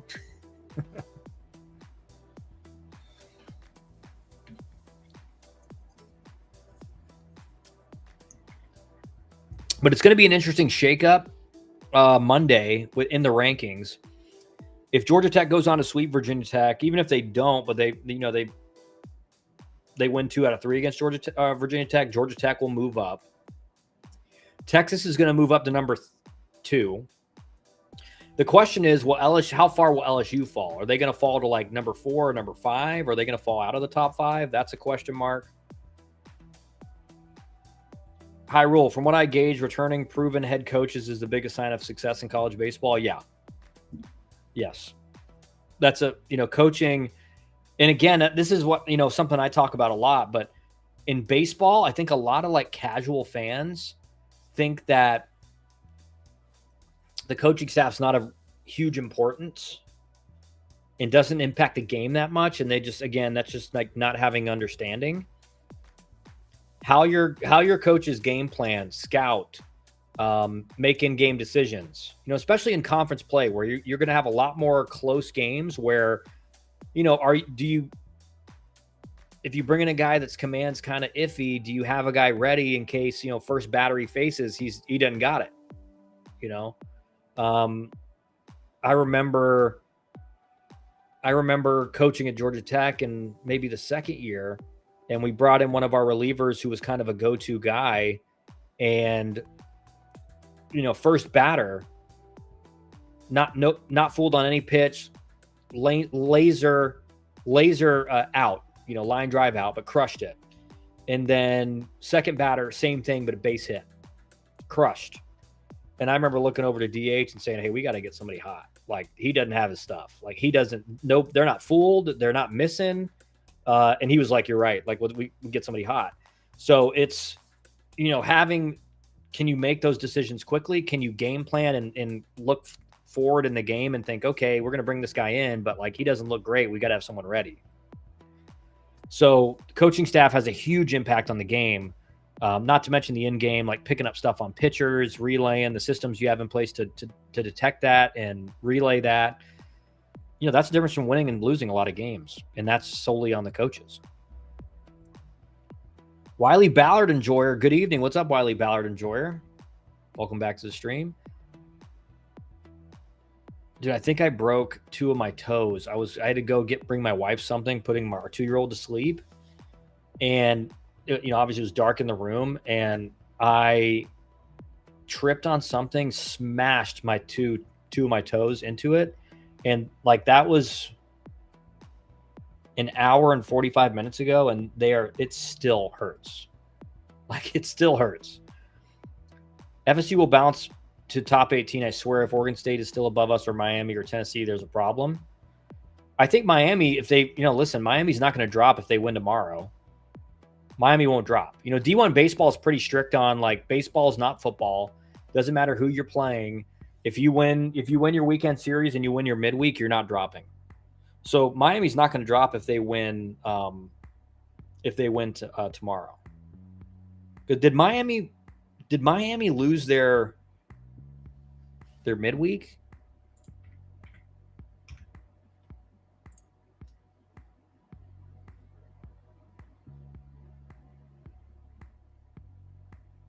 No, they didn't.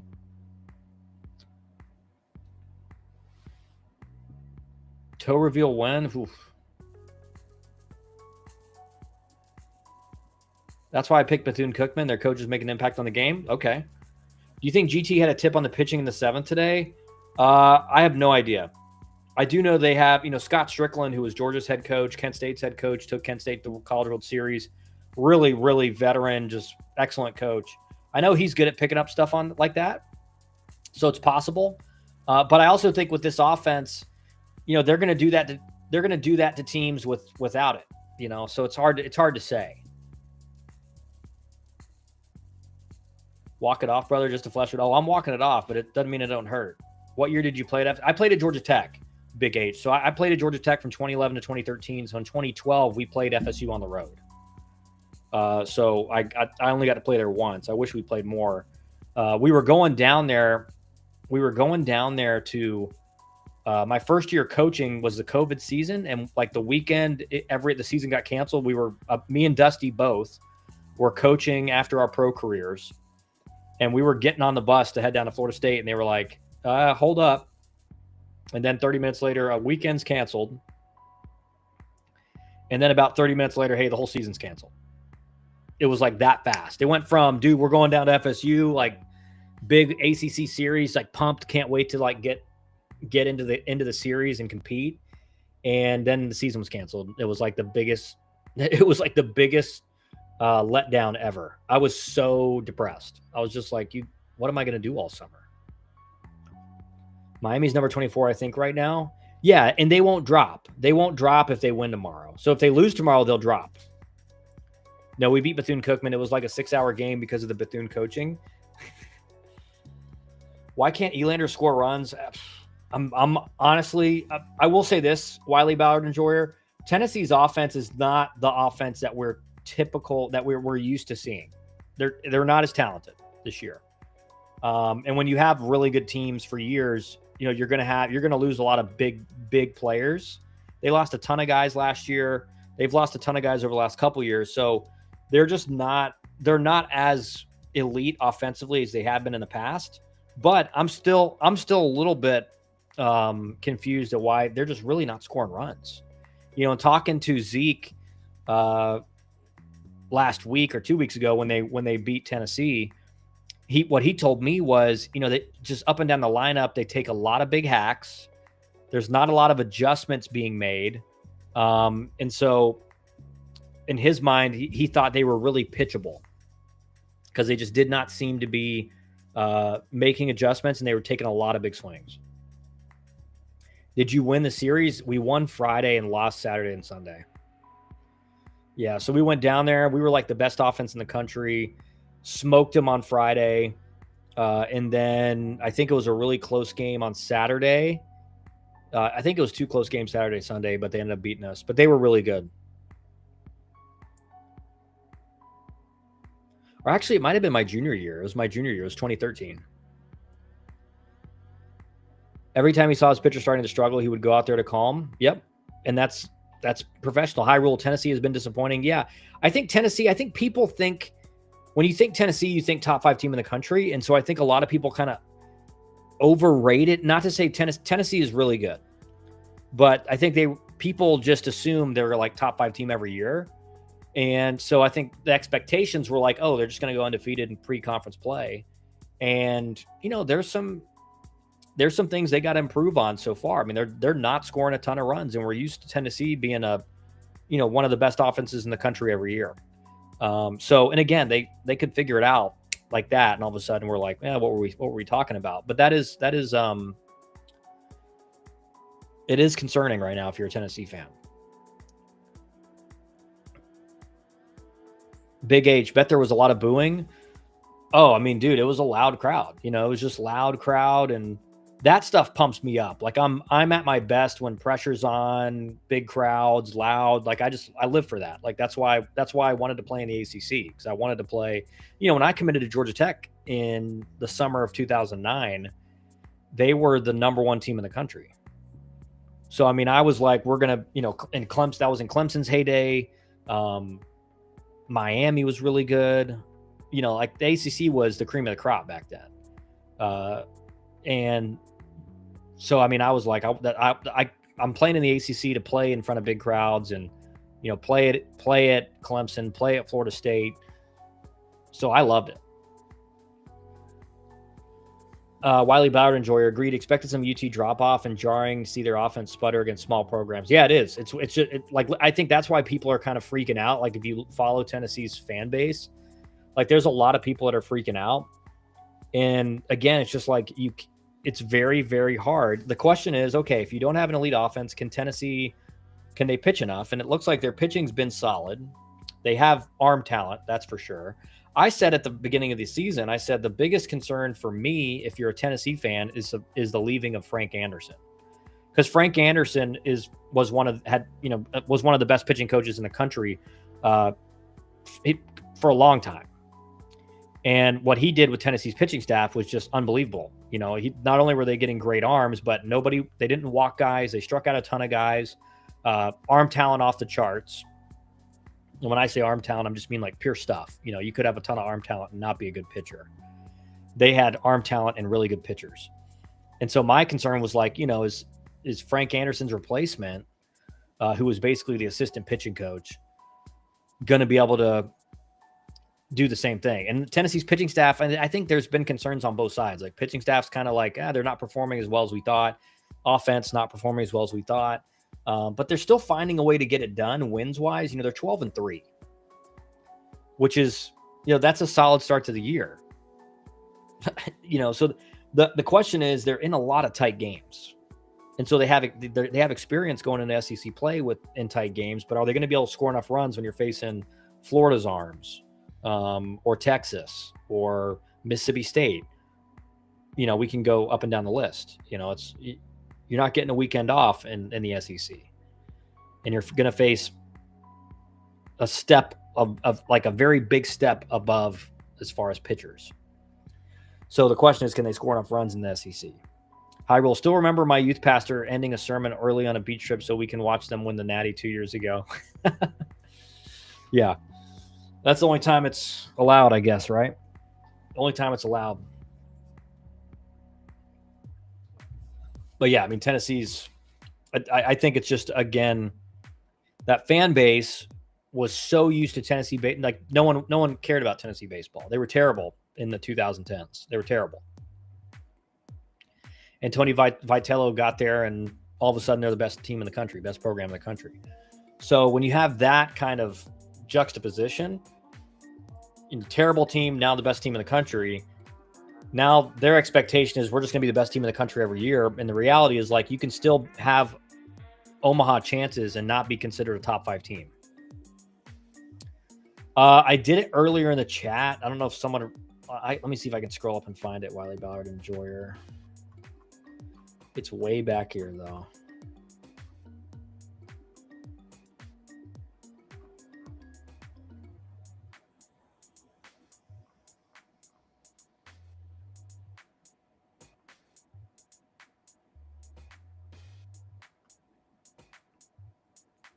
All right, it's below this.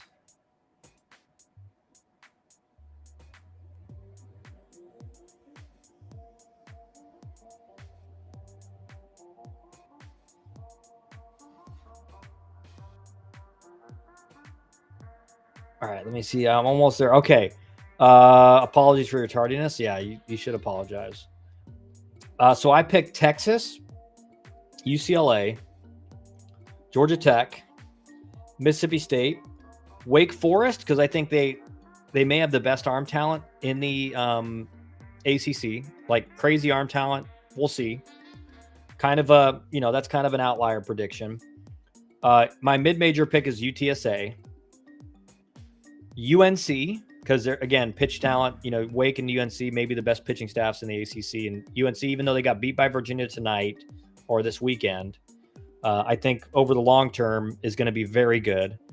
And think about it, UNC started really bad. They got swept by Stanford last year in Chapel Hill, and they ended up having a really good year. So I think UNC, and then another kind of sleeper pick is USC, even though they're still undefeated because their pitching staff's just been the best pitching staff in the country. Covered it earlier, Wiley Ballard Enjoyer, but USC right now has given up 20 earned runs in 117 innings. 13 games, 20 earned runs. So they're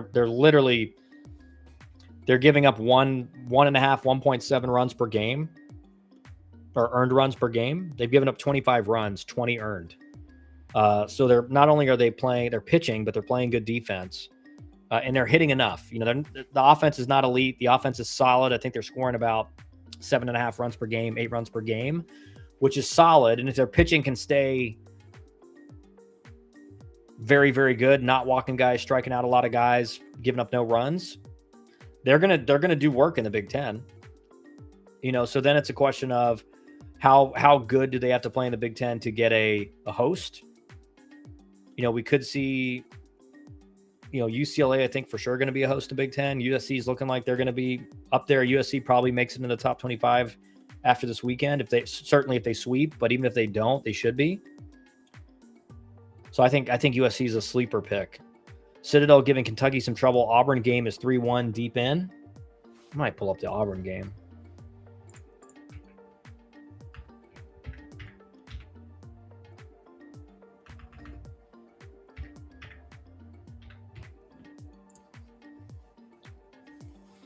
Here's to hoping another conference wins it all this year. Yeah, for real.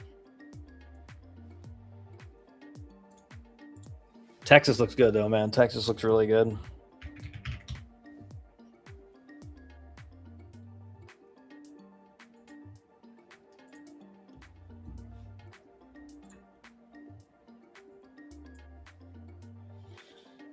Auburn's got runners on first and second, one out. So Auburn could add on here, but they're only winning 3-1.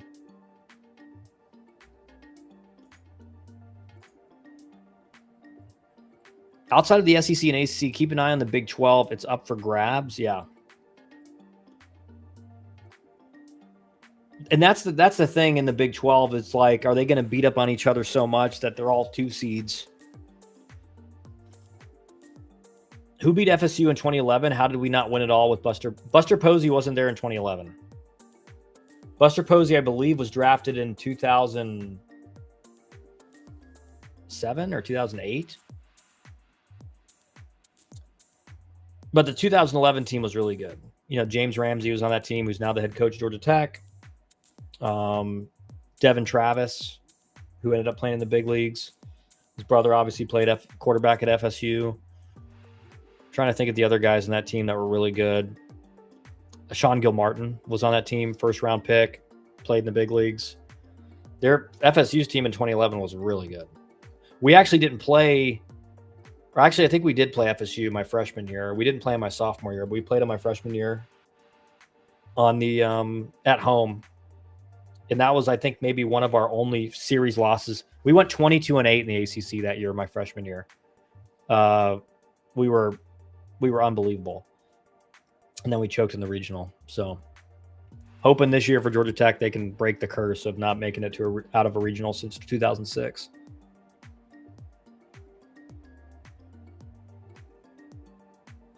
Texas is looking like the only program that can win natties is baseball and football this year. You mean, so the only program that could win a natty in both baseball and football? Yeah, I mean, that's probably true. Because you think about football lately, like the Big Ten is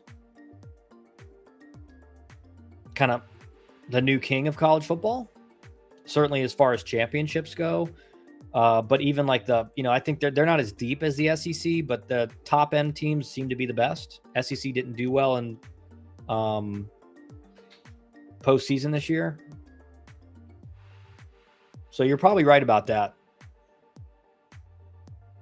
Jerks and Profar Insight, dude. I gotta see if I can find out, but I mean, that doesn't make any sense, man. He already got the contract. I don't get it.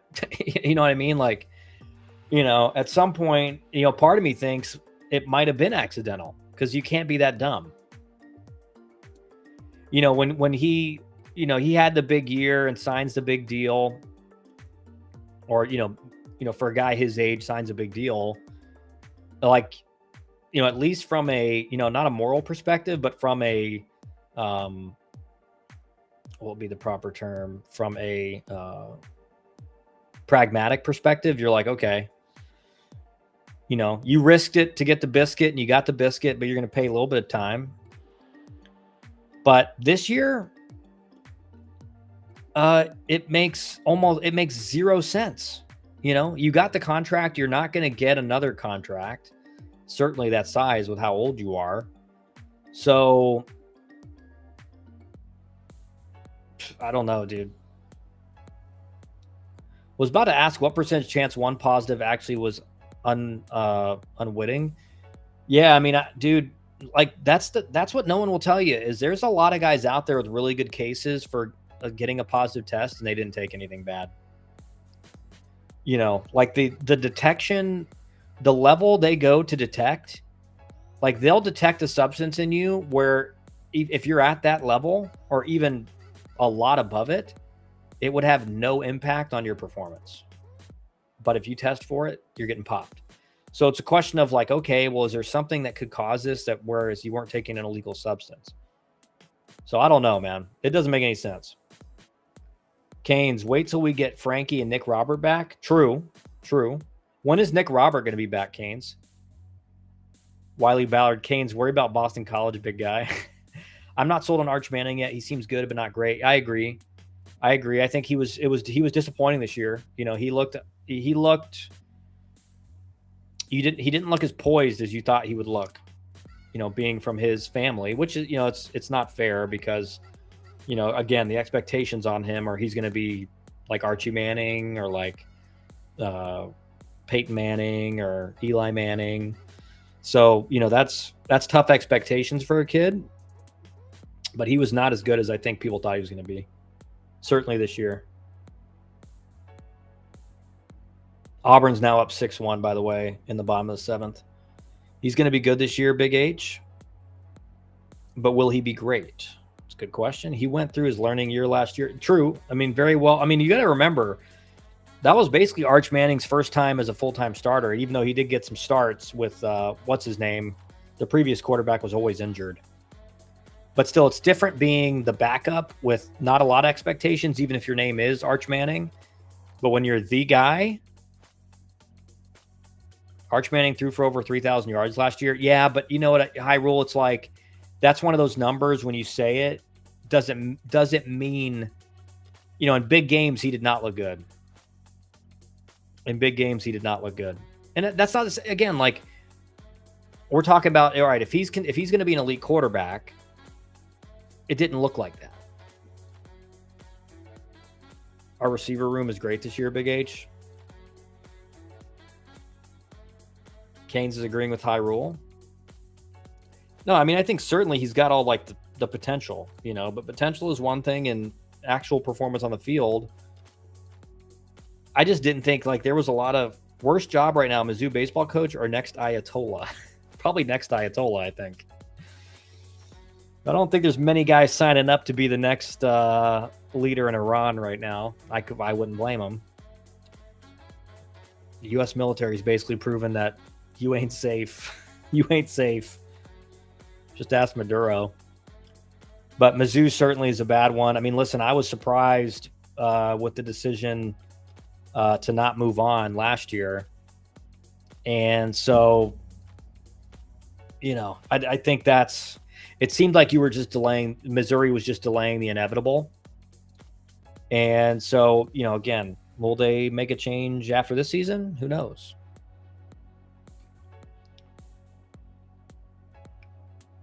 I mean, maybe in the beginning, yeah, but Texas beat A&M and Michigan at the end of the season. True. But still, I mean, I would say he was good, but he wasn't like in that next level of quarterback. I think Mizzou baseball coach might wish he'd be bombed. Probably not. You know, joking. We're joking, right? We're joking. We're not being serious. High Rule LMAO. Big H. Jameis Winston was a freshman and won it all. He was great. He didn't need a learning year. True. He also had the best player in college, Big H, Dalvin Cook. Yeah. Jameis Winston was a stud, though, and he was a stud baseball-wise, man. When he pitched against us in 2013, I think he was a freshman that year, and he was like 94, 96. Like, he could have been really good at baseball. Like, offensively, he tried to switch hit. He did start 1 or 2 games against us, and he was kind of an out. Like, he was not impressive offensively, but you could tell, like, in BP and stuff, he had tools.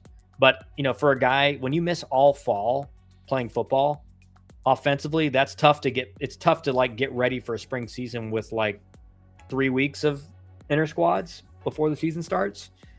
And you haven't swung at all for like 6 months. But on the mound, he was legit, man. He was legit. I don't think Jameis Winston had to play the reigning national champs at the beginning of the season. Being genuine, take the last name Manning away and he won't get talked or hyped half as much as he does. I don't disagree with you there, Big H. I don't disagree with you there. Yes, IDF, we are joking. Do not bomb Missouri, please.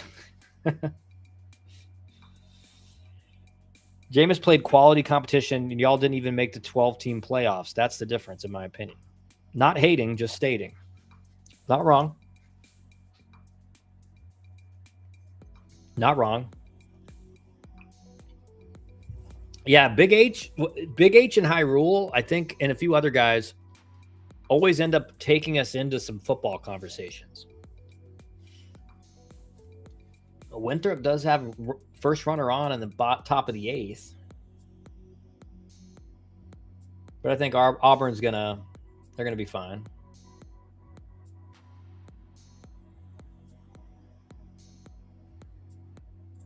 So I think Auburn's gonna win that.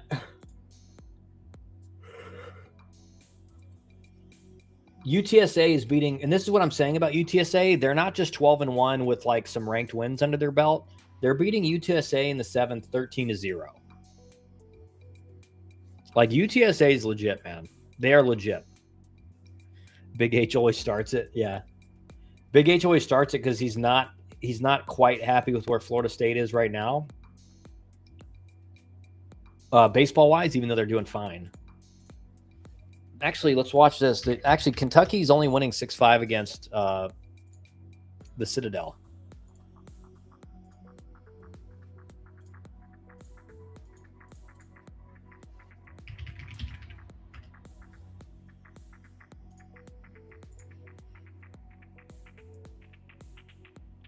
Haven't heard Canes denounce narco terrorism yet. That's true. That's true, Canes. Gonna need that. Gonna need you to denounce. That's why Canes hasn't left Miami, bro, since the whole like Venezuela thing happened. Canes hasn't left Miami. No High Rule started it. He looked at me funny. Well, hey, that does it sometimes. Hair looks great, by the way, KW. Come on, dude. Come on. It's, you know. That's one thing they can never take away from me. Come on, it's genetic. It's genetic. But I do have the same genetics, so like as you can tell in the stream, I am starting to get some grays, like pretty serious grays. Like this side right here is going like hard gray. It's starting to go over here, and I have like strands of gray all right here. So we enjoy all sports around here except for soccer. Middle finger to soccer. Yeah, I think like I've never been like you can watch some of those Premier League games and it's fun, but like I'll never follow soccer seriously. I don't follow basketball either. We are the narco terrorists, Kane said, laugh aloud. Jeremy, baseball is a sport where you can talk football at the same time and still stay on task. Yeah, true. It kind of goes hand in hand. Oh my. Citadel now has, is this bases loaded with 1 out against Kentucky? Top 8? If you're not watching a game, you want to watch this. I, for one, look forward to your Silver Fox days. Yeah, shoot. Well, I just remember thinking back, like my dad, when he got to about like upper 30s, so I'm still like, 3 or 4 years away from that. Yeah, 3. That's kind of sad to say. But like around 40, he was like pretty much gray. And it was like a brownish gray for a while. And then like mid 40s, upper 40s, it went white pretty quick. But he's still got a full head of hair now. The color just goes away quickly. Yeah, soccer is, okay. I'll let people decide what they think that is. High rule, soccer is booty. Jeremy, kids will give you those grays. Trust. Yeah, 100%. That's what I always say that. I really didn't have any grays. But I knew like genetically it was probably coming. And as soon as my first son was born, it looked like, all of a sudden you have those like 2-hour nights of sleep. And it's not like people don't understand. It's not like you slept 2 hours straight. Like you were up. Oh, and Citadel's taking the lead here. Oh, and then the overthrow at home. Runners advance. Citadel just took the lead, top 8, and have runners on second and third with 1 out against Kentucky. No, Kentucky's losing now, bro. Kentucky's losing. Citadel just took the lead. Unless I'm not live. No, I'm live. But yeah, it's like you're getting like spurts of like 20 minutes, 30 minutes of sleep. I mean, those first couple days in the hospital, it's like, I don't know what you guys with kids in here's experience was, but my firstborn, that first night, like everyone told you, oh yeah, they basically sleep the whole time. Like the first day, he was up all night. And I mean, he was loud, crying, screaming.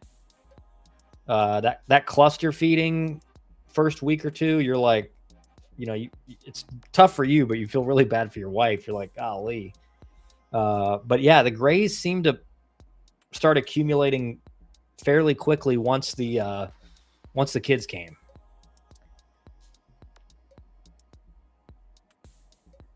They almost beat FSU twice last week. Let me get back to this. I can see them deeper in my chat here. Bro, the Citadel's a good team. They almost beat FSU last week twice. Doesn't matter what we talk about. I just enjoy talking and sometimes debating with you guys. Yeah, that's the best part. You know?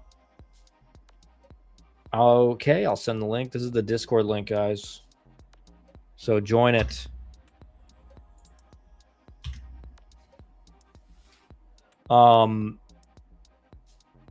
Big H, join the Discord so I can argue with you more. True. We need to have a get off my lawn channel, debate channel. UTSA has some studs. They work out of our place here in Porter, Texas during off time. Several guys sitting 94, 95. No, I've been super impressed with them. Their offense is legit. They score a ton of runs. Pitching staff's really good. Like they're gonna be a scary mid-major team. And maybe they don't end up hosting, but we saw what they did last year, and it seems like they've just built off that.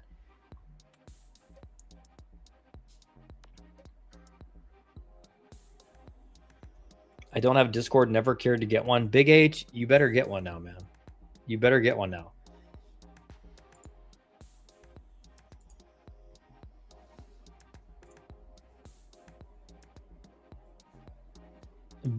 High Rule or Big H, we have your screenshot of your quote on UJ will fall out of the top 25 3 weeks into conference play. So that is that. Hey, internet lives forever. That is in the Discord now. That prediction. Okay, Big H joined the. Yeah, you already said that already. But yeah, we gotta. I mean, honestly, it's exciting because I think what SEC. Let's look forward to next week. See what we got next Friday. So SEC is opening conference play. Auburn will play Missouri, so should be fairly. I don't know. Missouri's 13-2, but yeah, they haven't looked great this weekend. NC State plays Boston College. Georgia Tech versus Clemson. That'll be great matchup. It's in Clemson, South Carolina, so that'll be a great. That'll be a first test for Georgia Tech as a top. What they'll probably be the number 4, number 3 team in the country on Monday. Coastal Carolina versus App State. Florida State versus Wake Forest. That'll be a big test for Florida State and Wake. Tennessee plays UGA, so at Foley Field. Miami plays Duke. Florida plays South Carolina. Kentucky plays Alabama. Southern Miss, Arkansas State. That should be an easy one for Southern Miss. UTSA will play UT Arlington. So UTSA very likely just going to be undefeated starting conference play. Mississippi State and Arkansas, probably the biggest matchup of the week next week. It's in Arkansas, so number 4 versus number 6. Mississippi State will jump to number 3. Georgia Tech will jump number 4. So Arkansas will probably go to 5 maybe, unless LSU holds at 5 and doesn't drop to 6. But you could see LSU end up being at 6 or 7 and Arkansas down to 5. So probably a top 5 matchup next week. LSU plays Vandy. That'll be an interesting one because, I mean, Vandy's 9-6, though they have played a pretty tough schedule. LSU not looking great offensively so far this year. Texas will play Ole Miss. West Virginia plays Baylor. Texas A&M plays Oklahoma, top 25 matchup. UCLA will play Michigan. Oregon State, San Diego. No one will care about that. North Carolina will play in Berkeley against California, who's 11-3. So can North Carolina bounce back from the opening series loss against Virginia? Arizona State will play TCU. So we got some pretty solid matchups coming up. Really solid matchups next week. Georgia Tech, Clemson, Tennessee, Georgia, Florida State, Wake, Mississippi State, Arkansas, Texas A&M, and Oklahoma. So Kentucky was able to get out of the 2nd and 3rd jam with 1 out, not giving up any more. So it is now 7-6 Kentucky going to the bottom of the, or 7-6 Citadel going to the bottom of the 8th. I don't know if LSU will hold 5, man, because like Arkansas has been good. I think there's an argument that LSU drops to 5.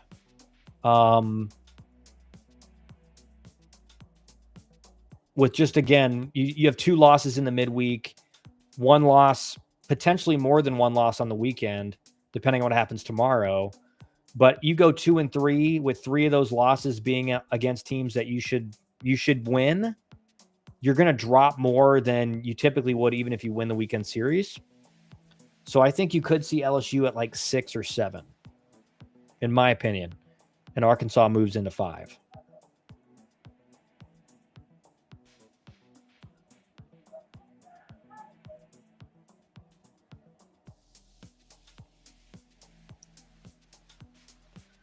Big H has joined the Discord. Wow, we are honored by your presence.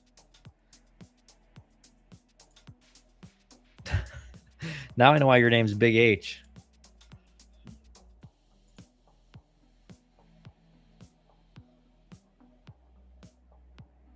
Yeah, it's in the college baseball channel, Big H.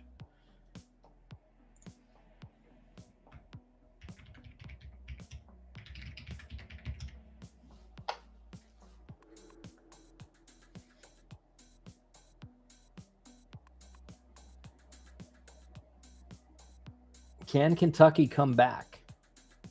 Do they have it in them to come back here? But Citadel, Keynes is correct. Citadel has played some really good competition, and they've played well.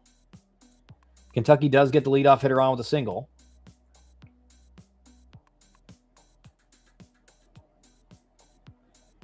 And we know Nick Mingione offense, probably going to see some action on the base paths here.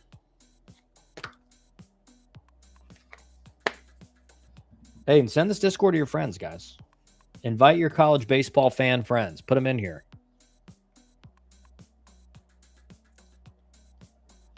Yeah, they're already working on it. They are.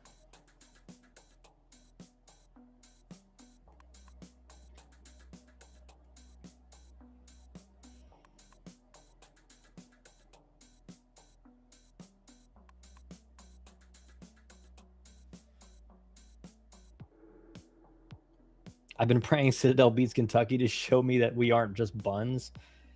Like I said, Big H, like baseball is, I think so many, and even serious fans of baseball, even myself, like when Georgia Tech lost to Georgia State, it was kind of like, golly, you know, how do you lose to Georgia State? But Georgia State's a solid program.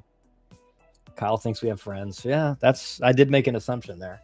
But, you know, baseball is not football, and it's not even basketball. You know, you have like Miami of Ohio is undefeated in regular season in college basketball. You know, in baseball, you're not going to have any undefeated teams, and you're going to have inevitably a bad loss. You're going to probably have multiple bad losses.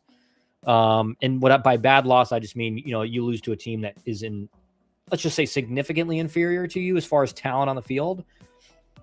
But that's baseball. Like you're going to have games where, you know, Georgia Tech scored 4 runs, 5 runs in their loss against Georgia State, you know, but basically they've only had 2 games all season where they haven't scored double-digit runs, and they're 15 games in now. So 13 of their games are scoring 10-plus runs.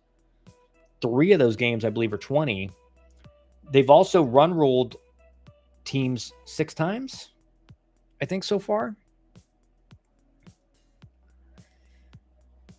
High rule, except Texas. So far. Will Texas go undefeated this year? Probably not. But you know what? Are they going to? And listen, you know, they're going to lose in the SEC. That's just, even though they were crazy good in the SEC last year. But you know, the SEC is the SEC. It is the hardest conference as far as weekend to weekend. ACC right behind it. Because ACC just has a few more teams at the bottom that are kind of, you know, if you're an elite team, you're going to win that series.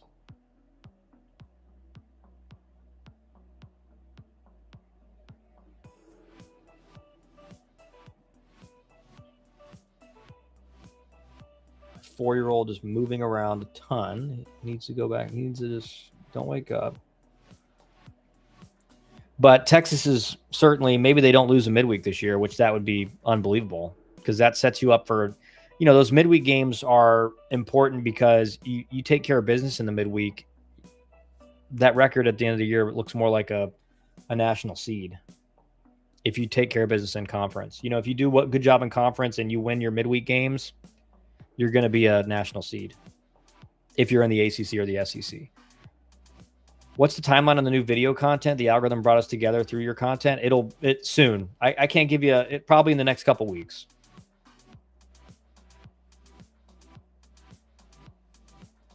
I'm setting up a few new things, so I got to get that done before I do. How about Stanford giving Wake a run for their money? Put up some runs on them. Well, you got to remember this. Let me go back here.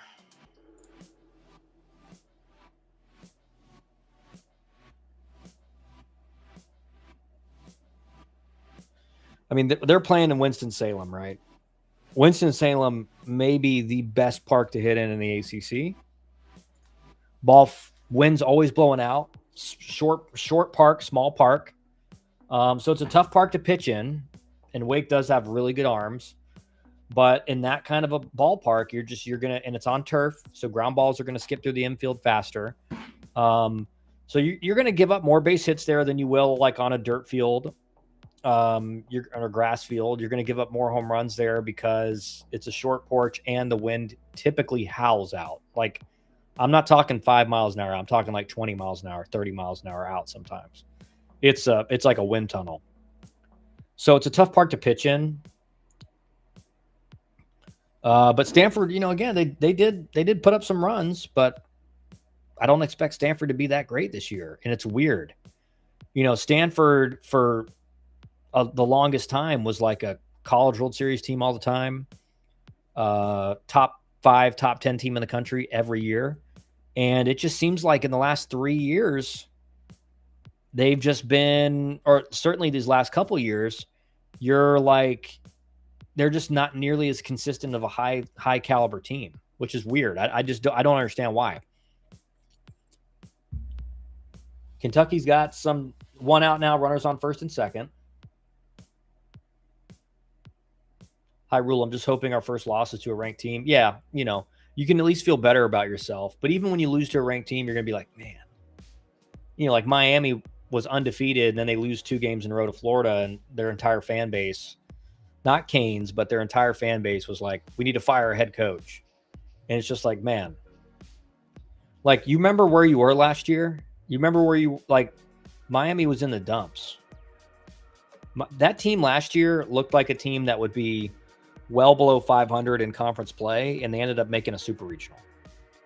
So, to throw that out the window, baseball is not really a sport where you can, for most programs, unless you have like a ton of NIL, and Miami does have a decent amount of NIL now, so they're going to keep getting better. But baseball really in college is not a sport where, especially if you haven't been super consistent as of late, it's going to take a few years to really build it. So, like, if I'm a Canes fan, it's all about the trajectory of the program. Like Georgia Tech, for example, in the mid to late 2010s kind of fell off a little bit. Georgia Tech was, just not putting up mediocre teams. And then 2019, they host a regional, and the trajectory of the program from 2019 to now has been on an upward trajectory. And so, like, if you're looking at a coach in a program, it's not really even about the year-to-year difference. It's like, are we on a consistent upward trajectory? Are we getting good recruits? And Miami is. No, Canes just wants to strangle his head coach. Canes really doesn't. Canes is a big fan of JD, but Miami's fan base is brutal, particularly about baseball. I mean, they are, and again, like, how could they not be? Because for the longest time, Miami was like the kings of college baseball, or one of those top 3 or 4 teams every year. And they had a little bit of a fall off, from 2013, 2014 onward. They were just not nearly as consistent. They still had some good years and some good teams, but they weren't the perennial top 10 team in the country every year. Shoot, UGA plays South Carolina in their 3rd week of conference play. I may be wrong. Yeah, hey, Big H, you got to do your research before you make these predictions, man. You got to look at the schedule. That's one of the things I did last year with Miami is I looked at their early schedule, and I told, because I was in the spaces, the Miami post-game spaces with their fan base, talking through it. And I said it. I said, listen, their first 3 or 4 weekends in conference play are brutal. They're playing like top 10, top 15 teams. If they can make it through that around 500, they're in really good shape. And their entire fan base was like, you don't know what you're talking about. We're going to be terrible, this or that. And they ended up weathering that storm pretty well. And they just crushed the back half of their ACC schedule. And they ended up doing what they did. And it's because I looked at the schedule and I said, listen, like, schedule's tough first 3 or 4 weeks, but then it gets pretty easy. All the Stanford nerds went to Vandy. Yep. Not wrong.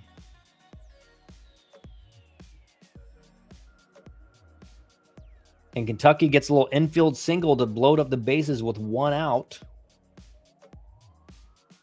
I still want my baseball if I'm right. Okay.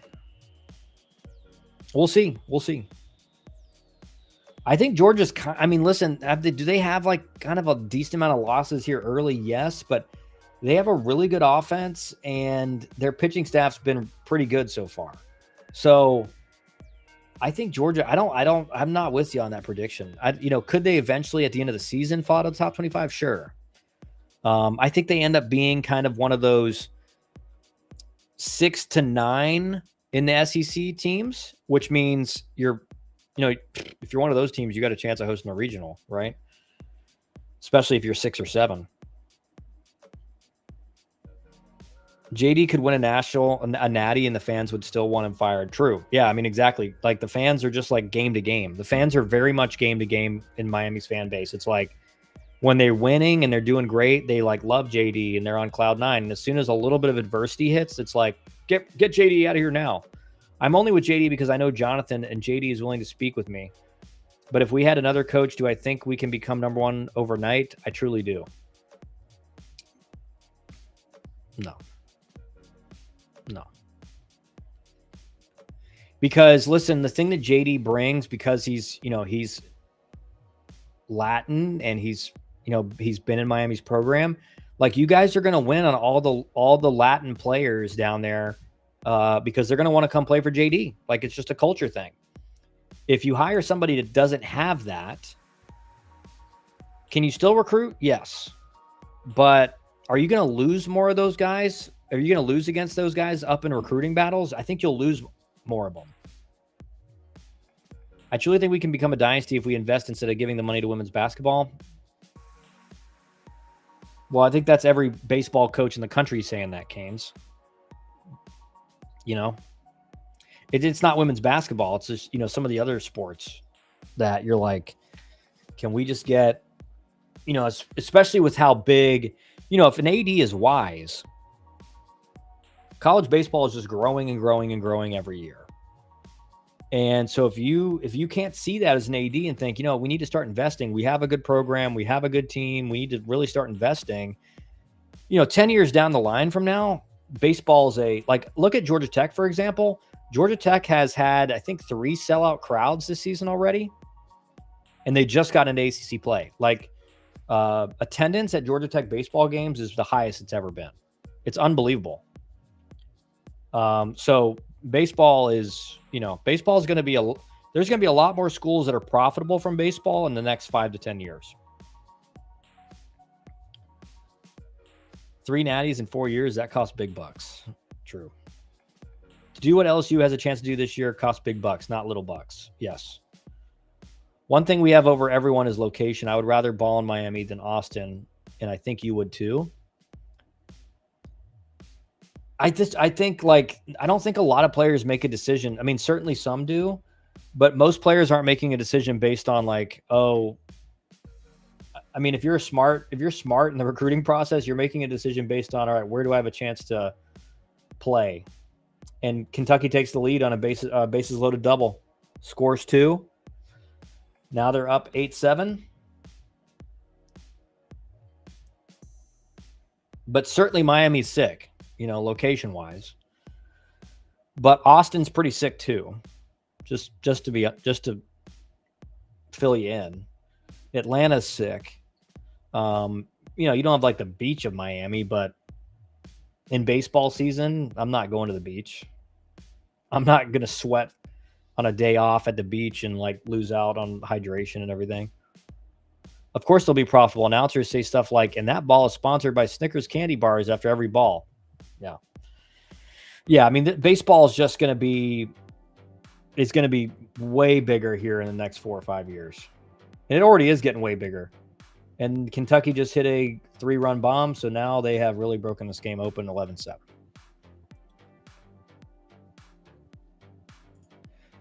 I don't know if this is just recently or if it's always been like that.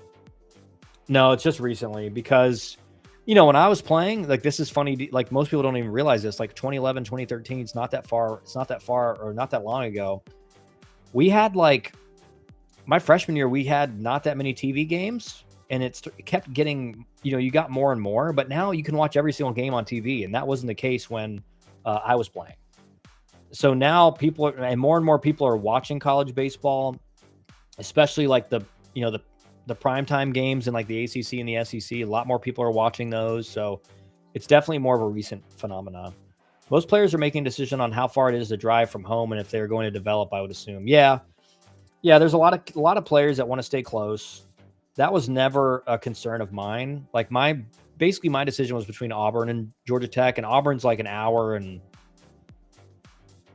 15 minutes, maybe hour and a half from my house or where I grew up, probably even closer than that from where I grew up, maybe an hour and 5 minutes, hour and 15, maybe. Yeah, probably about the same from Georgia Tech because you got to get on I-20 or whatever. Or, Auburn, you go down 75. But so both of those schools Georgia Tech was like 30 minutes. But I made a decision based on, all right, where was going to be the most spots open in the outfield, and Georgia Tech was going to have 3. So it was like, that's easy decision. Austin is the hood? No, it's not. No, it's not. Well, first of all, every major city has a hood. Miami's got a hood. Atlanta's got a hood. Austin's got a hood. New York's got a hood. Chicago's got a hood. LA's got a hood. All the major cities have that. And even the smaller, like, college towns have a hood. It's just smaller. I went to Austin on the way back from A&M. I thought I was going to get shot in the McDonald's. Well, you probably stopped in a bad part of town, Canes. Nick Nodelman, what's up, Nick? College baseball is a better TV product than a lot of other sports, including MLB, excluding the playoffs. I agree because there's constant action in the college game for the most part. It's kind of, especially once you get into conference play, Nick, SEC, ACC play, the games are all really good. They're all really good. I'm a recent convert. Accessibility to watching games through ACC Network and SC Network through ESPN helps 100%. Baseball families aren't football families.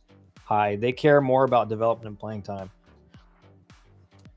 No, I went to Louisville recently for college. That entire city is the hood. I played for the Louisville Bats. One of my last year actually in AAA, my last year of my career. And I liked it, but Louisville is a little sketch. Miami is all hood. Even the rich parts are hood. That's definitely not true. Definitely not true. Definitely not true. There's some very, very, very, very, very wealthy areas around Miami. But all right, guys, that's probably going to be it for me tonight. 2 hours and 30-minute stream tonight. So thank you guys for joining.